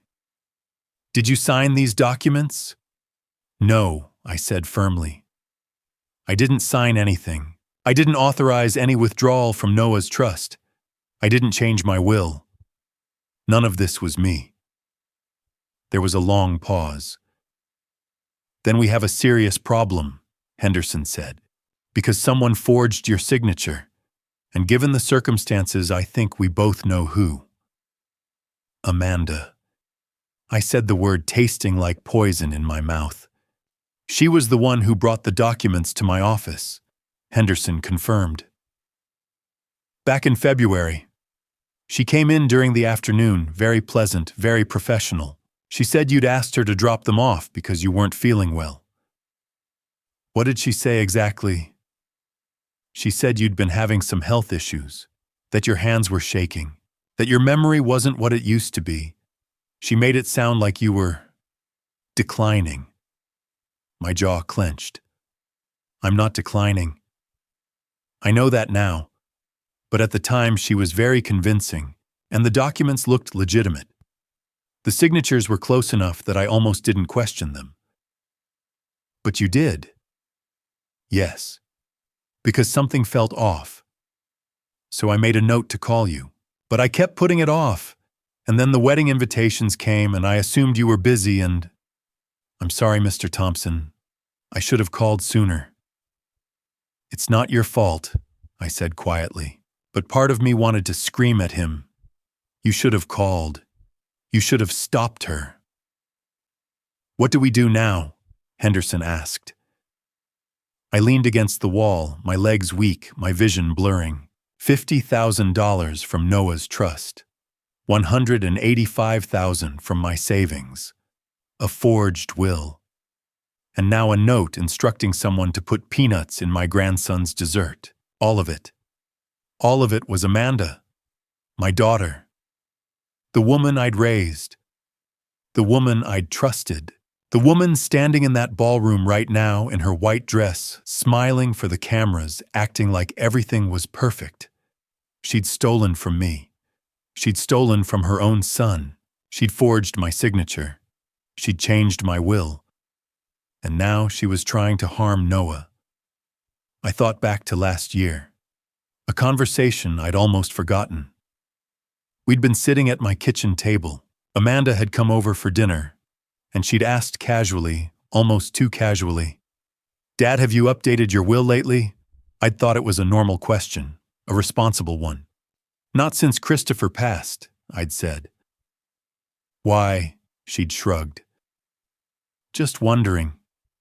You know, with Noah getting older, I thought maybe you'd want to make sure everything's in order." "Everything's fine," I'd told her. 50-50 between you and Sophia. And if anything happens to both of you, it goes to Noah."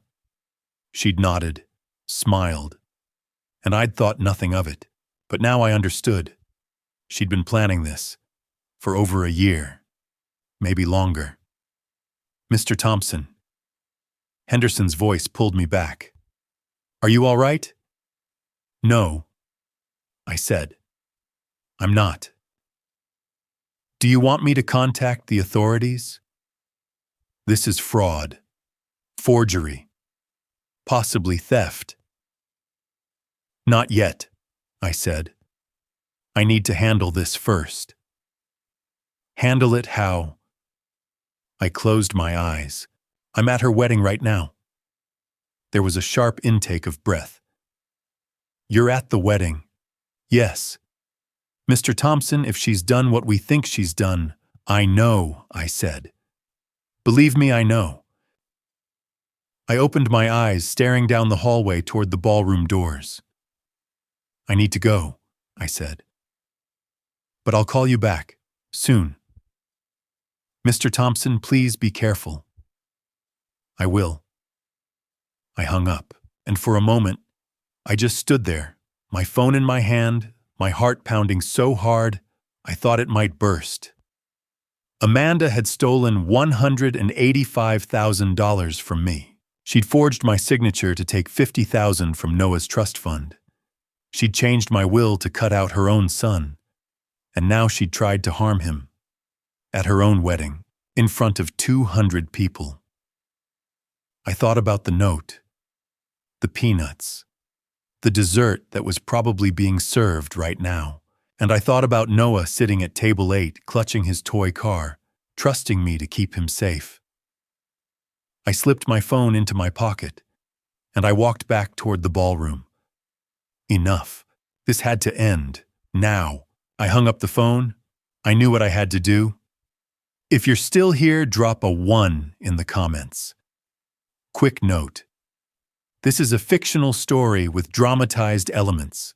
If that's not your preference, feel free to pause now. But if you want to see what happened next, keep watching. I pushed through the doors and stepped back into the ballroom. The music was still playing. The guests were still laughing, chatting, clinking glasses. But everything felt different now. I knew the truth, and I was done staying silent. I walked through the crowd, my eyes locked on the head table, on Amanda. She was standing beside Tyler, her arm looped through his, smiling at something someone said. She looked radiant, happy, perfect. And I was about to destroy all of it. I didn't stop walking until I reached the center of the room. Then I turned to face the crowd, and I raised my voice. "Excuse me. Everyone. Can I have your attention, please?" The conversations around me faltered. A few people turned to look at me curious, but the music kept playing. I raised my voice louder. I said, "Can I have your attention?" This time more heads turned.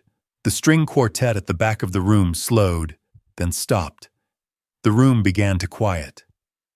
Amanda's smile faded. She took a step forward, her brow furrowing. "Dad, what are you doing?" I didn't answer her. I looked out at the crowd, 200 faces all staring at me now. Tyler looked confused. Sophia, sitting at table 8 with Noah, looked terrified. Noah was watching me with wide, frightened eyes. I took a deep breath. Before we continue with this celebration, I said, my voice steady, there's something everyone needs to hear. Amanda forced a laugh. Dad, this isn't the time. I held up my hand, cutting her off. Then I reached into my jacket pocket and pulled out the note. The crumpled piece of paper Noah had found under the table. I held it up so everyone could see. This, I said, was found under table 8. Hidden, tucked away where no one was supposed to see it. The room was completely silent now. I unfolded the note and read it aloud. Table 8. Add crushed peanuts to the child's dessert. A ripple of confusion spread through the crowd.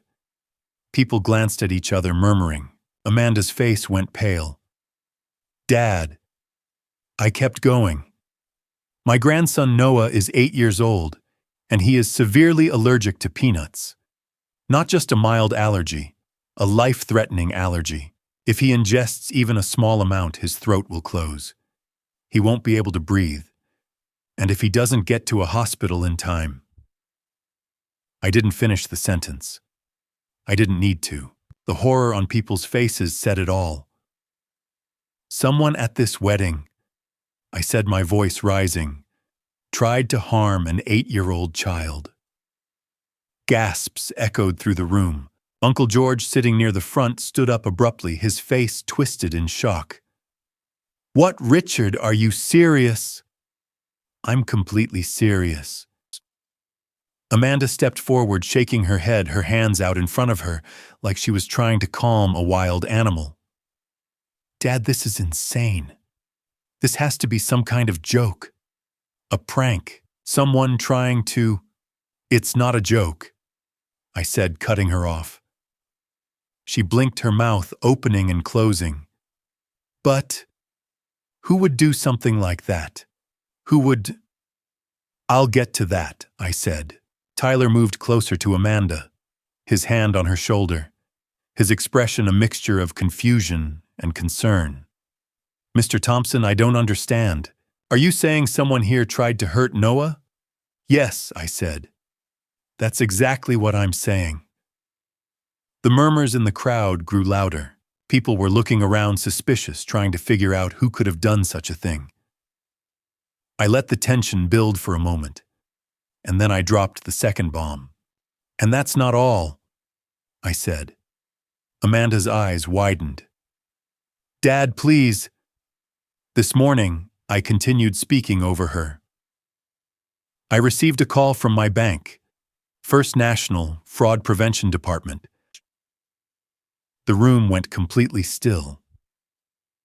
They informed me that over the past 8 months, $185,000 has been stolen from my savings account. More gasps, more whispers. $185,000, I repeated.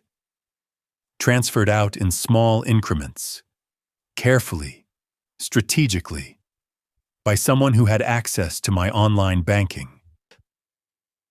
Tyler's hand dropped from Amanda's shoulder. He turned to look at her, his face pale. Amanda. She shook her head frantically. I don't know what he's talking about.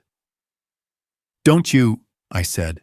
Her eyes met mine, and for just a second, I saw it. Panic. Dad, she said, her voice trembling. I think you're confused. Maybe you should sit down. You've been under a lot of stress. I'm not confused, I said. But $185,000, that's a huge amount. Surely the bank made a mistake. The bank didn't make a mistake, I said. They sent me the transaction history, every single withdrawal, dates, amounts, all of it. Tyler was staring at Amanda now, his jaw tight. Amanda, what is he talking about? I don't know, she said, her voice rising. I swear I don't know. But her hands were shaking, and everyone could see it. I took a step closer to her. The transactions were made using my online banking password, I said. A password that only one person other than me knew. She took a step back. Dad, you're scaring me. Good, I said. Because I've been scared for months. Scared that something was wrong. That you were hiding something. And now I know I was right. Sophia stood up from table 8, her face pale. Richard, what are you saying? I looked at her, then at the crowd, then back at Amanda. I'm saying, I said slowly, that my daughter stole $185,000 from me. That she used it to pay for this wedding, this venue, this dress, all of it. The crowd erupted, voices overlapping, guests standing, some covering their mouths in shock, others turning to their neighbors demanding explanations. Tyler stepped away from Amanda, his face a mask of disbelief. That can't be true. Amanda's eyes were wide, her breathing rapid. It's not he's lying. He's old. He's confused. I'm not confused, I said. And I'm not finished. She froze. Because the stolen money, I said. That's not the worst of it. Her face drained of all color, and for the first time, she didn't say anything. She just stood there trembling as the walls she'd built around herself began to crumble. The crowd's shocked murmurs filled the air, but I wasn't done. Not even close. I pulled out my phone, holding it up for everyone to see. This afternoon, I said, my voice steady and cold, I spoke with my lawyer, Mr. Gregory Henderson, and he told me something very interesting. Amanda's eyes went wide. Her lips parted, but no sound came out. 3 months ago, I continued. 2 documents were submitted to his office. Both of them had my signature on them. I paused, letting that sink in. The room was dead silent now. Every eye in the ballroom was on me. The first document, I said, was an authorization to withdraw $50,000 from my grandson Noah's trust fund. Gasps erupted through the crowd. Tyler's head whipped toward Amanda. What? I kept going, my voice rising. $50,000 from the $320,000 that Christopher Hayes, Noah's father, Amanda's late husband, left for his son's future, for his education, for his life. I looked directly at Amanda. You stole from your own child. Her face went white. She opened her mouth, but nothing came out. And the second document, I said, turning back to the crowd, was a revised version of my will. Sophia stood up from table 8, her hand flying to her mouth. My original will. I explained, split everything equally between my 2 daughters. 50% to Amanda, 50% to Sophia. But this new version, this forged version, I paused, letting the silence stretch. 80% to Amanda, 20% to Sophia, and Noah removed entirely. The room exploded. People shouting, gasping. Uncle George stood up, shaking his head in disbelief. Richard, he said, his voice hoarse, are you saying she forged your signature? Yes, I said. That's exactly what I'm saying. Tyler stumbled backward, his face pale. Amanda, tell me this isn't true. Please, tell me he's wrong. Amanda's lips trembled. Her hands were shaking, but she said nothing. I took a step closer to her. My lawyer noticed the signatures didn't look right, I said. That's why he tried to call me 2 days ago, but I was too busy preparing for this wedding to answer. I held up my phone. Until this morning, when my bank called about the theft, And I finally connected the dots. I stared at her, my voice hard. You forged my signature, Amanda. You stole $185,000 from me. You stole $50,000 from your son, and you tried to rewrite my will so you could take everything. She swayed slightly, like she might faint.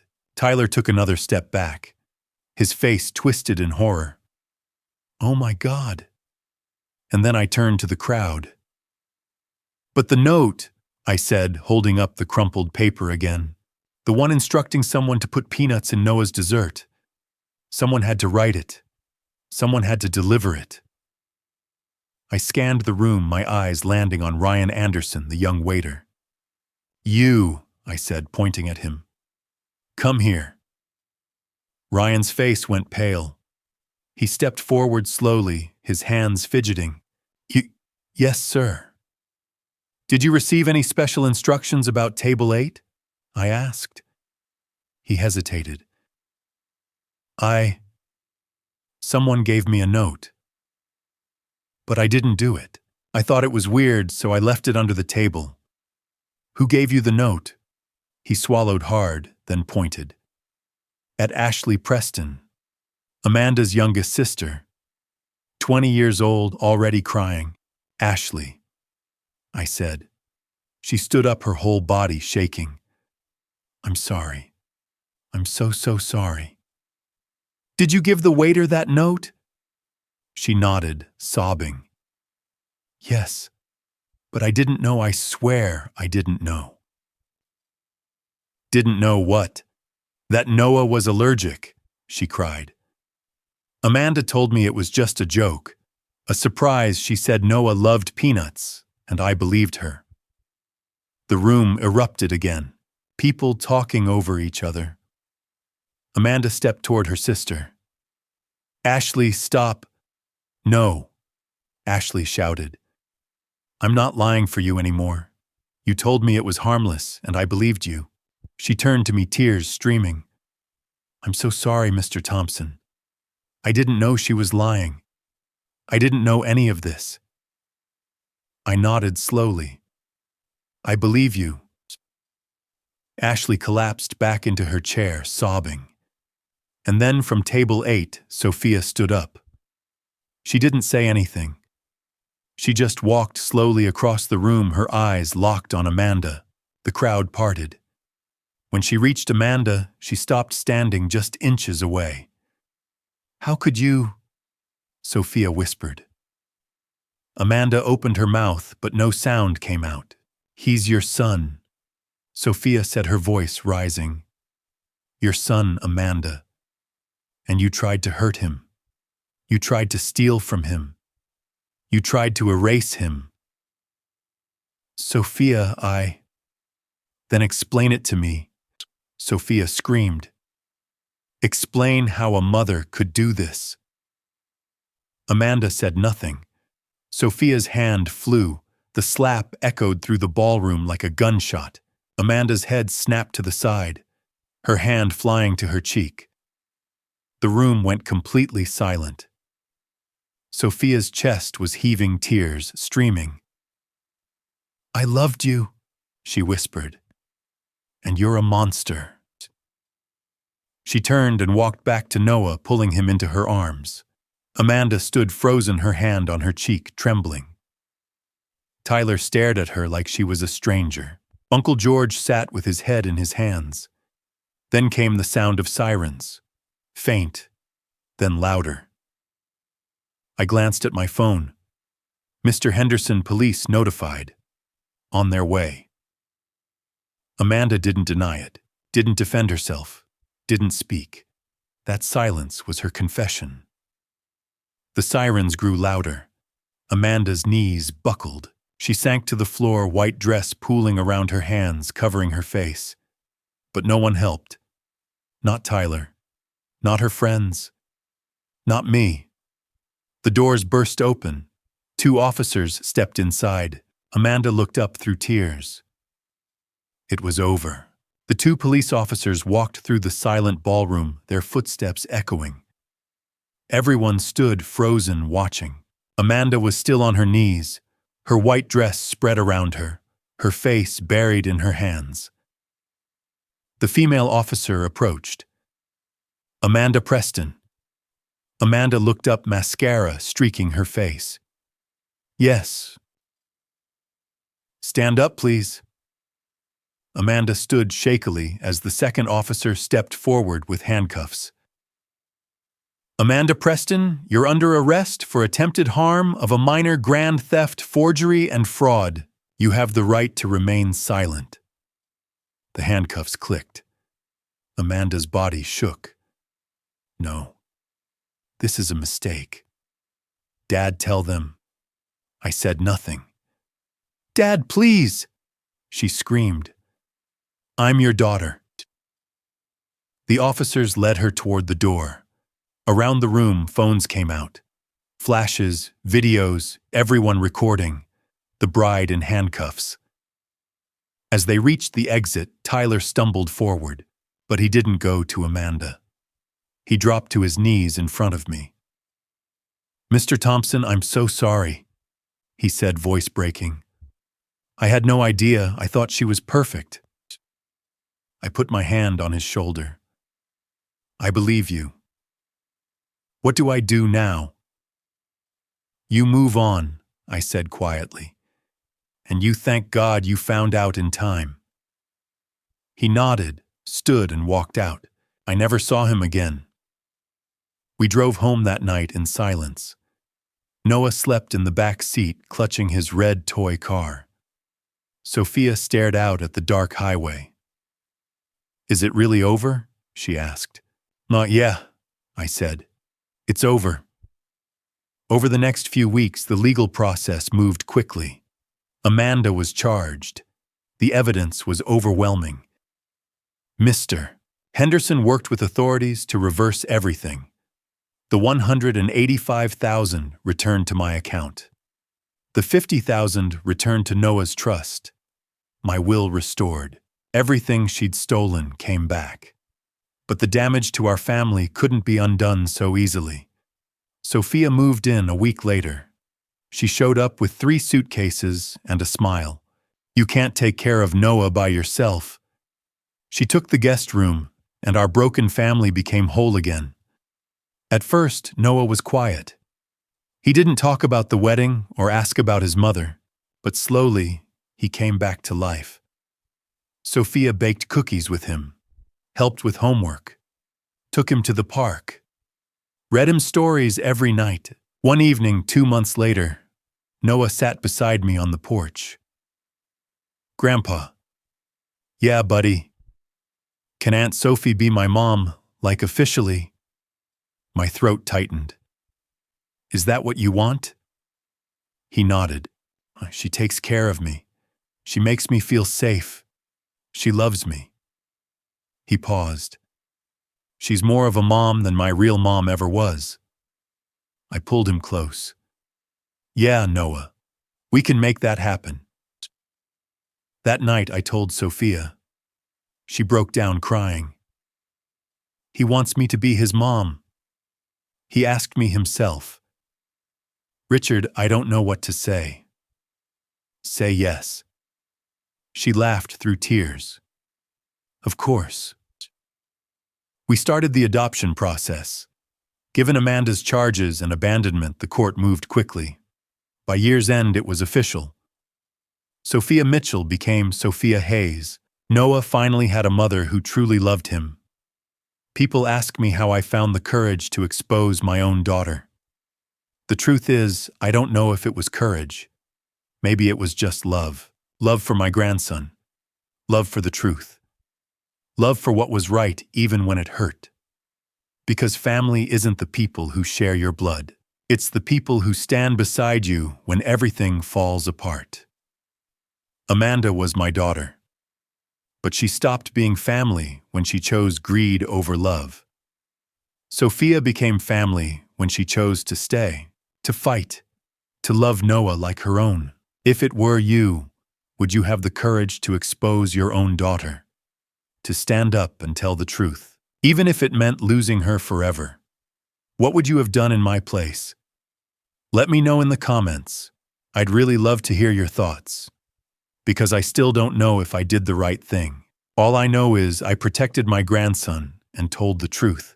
Today, almost a year later, I'm sitting on my back porch. The sun is setting in shades of orange and pink. In the backyard, Noah is running with a soccer ball, laughing as Sophia chases him. She's terrible at soccer, but she tries anyway because it makes him happy. Watching them play in the golden light, I feel something I haven't felt in a long time. Peace. Because we made it through the storm. And on the other side, we found each other.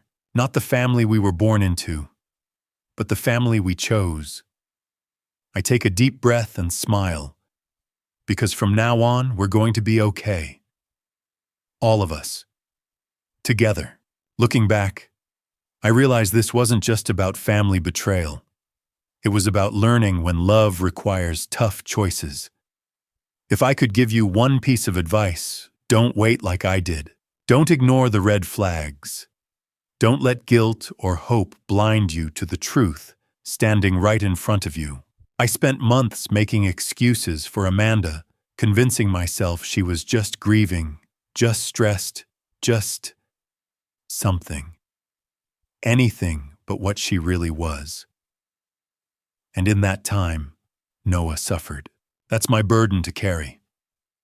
That's what keeps me awake at night, not what I did at that wedding, but what I didn't do in the months before.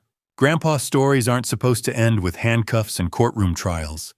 They're supposed to be about warm cookies, bedtime hugs, and teaching kids how to ride bikes. But sometimes protecting the innocent means breaking your own heart. Sometimes being a grandparent means choosing your grandchild over your own flesh and blood even when it tears you apart. The lesson I've learned: family betrayal cuts deepest because we never see it coming from the people we love most. We make excuses. We rationalize. We convince ourselves tomorrow will be different. But real family, the kind worth fighting for, isn't defined by DNA. It's defined by who shows up when everything falls apart, who protects, who loves without condition, who stays.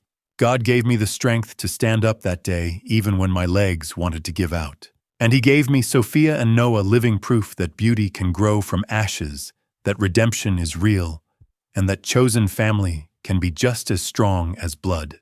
So here's my perspective. Trust your instincts. Protect the vulnerable. Speak up when something feels wrong. And remember that Grandpa stories can teach hard truths, that sometimes the bravest thing you can do is expose the darkness, even when it wears a wedding dress and smiles for the cameras. Thank you for walking this difficult journey with me to the very end. It means more than you know. I'd love to hear your thoughts in the comments. What would you do if you found yourself in my position facing the hardest choice of your life? Would you have had the courage to stand up? Or would you have stayed silent? If this story resonated with you, please consider subscribing so you won't miss the next chapter. A quick note. While inspired by real themes of family betrayal and the tough choices that many grandpa stories explore in real life, certain elements have been dramatized for storytelling purposes. If this content isn't your preference, feel free to explore other videos that better suit your taste.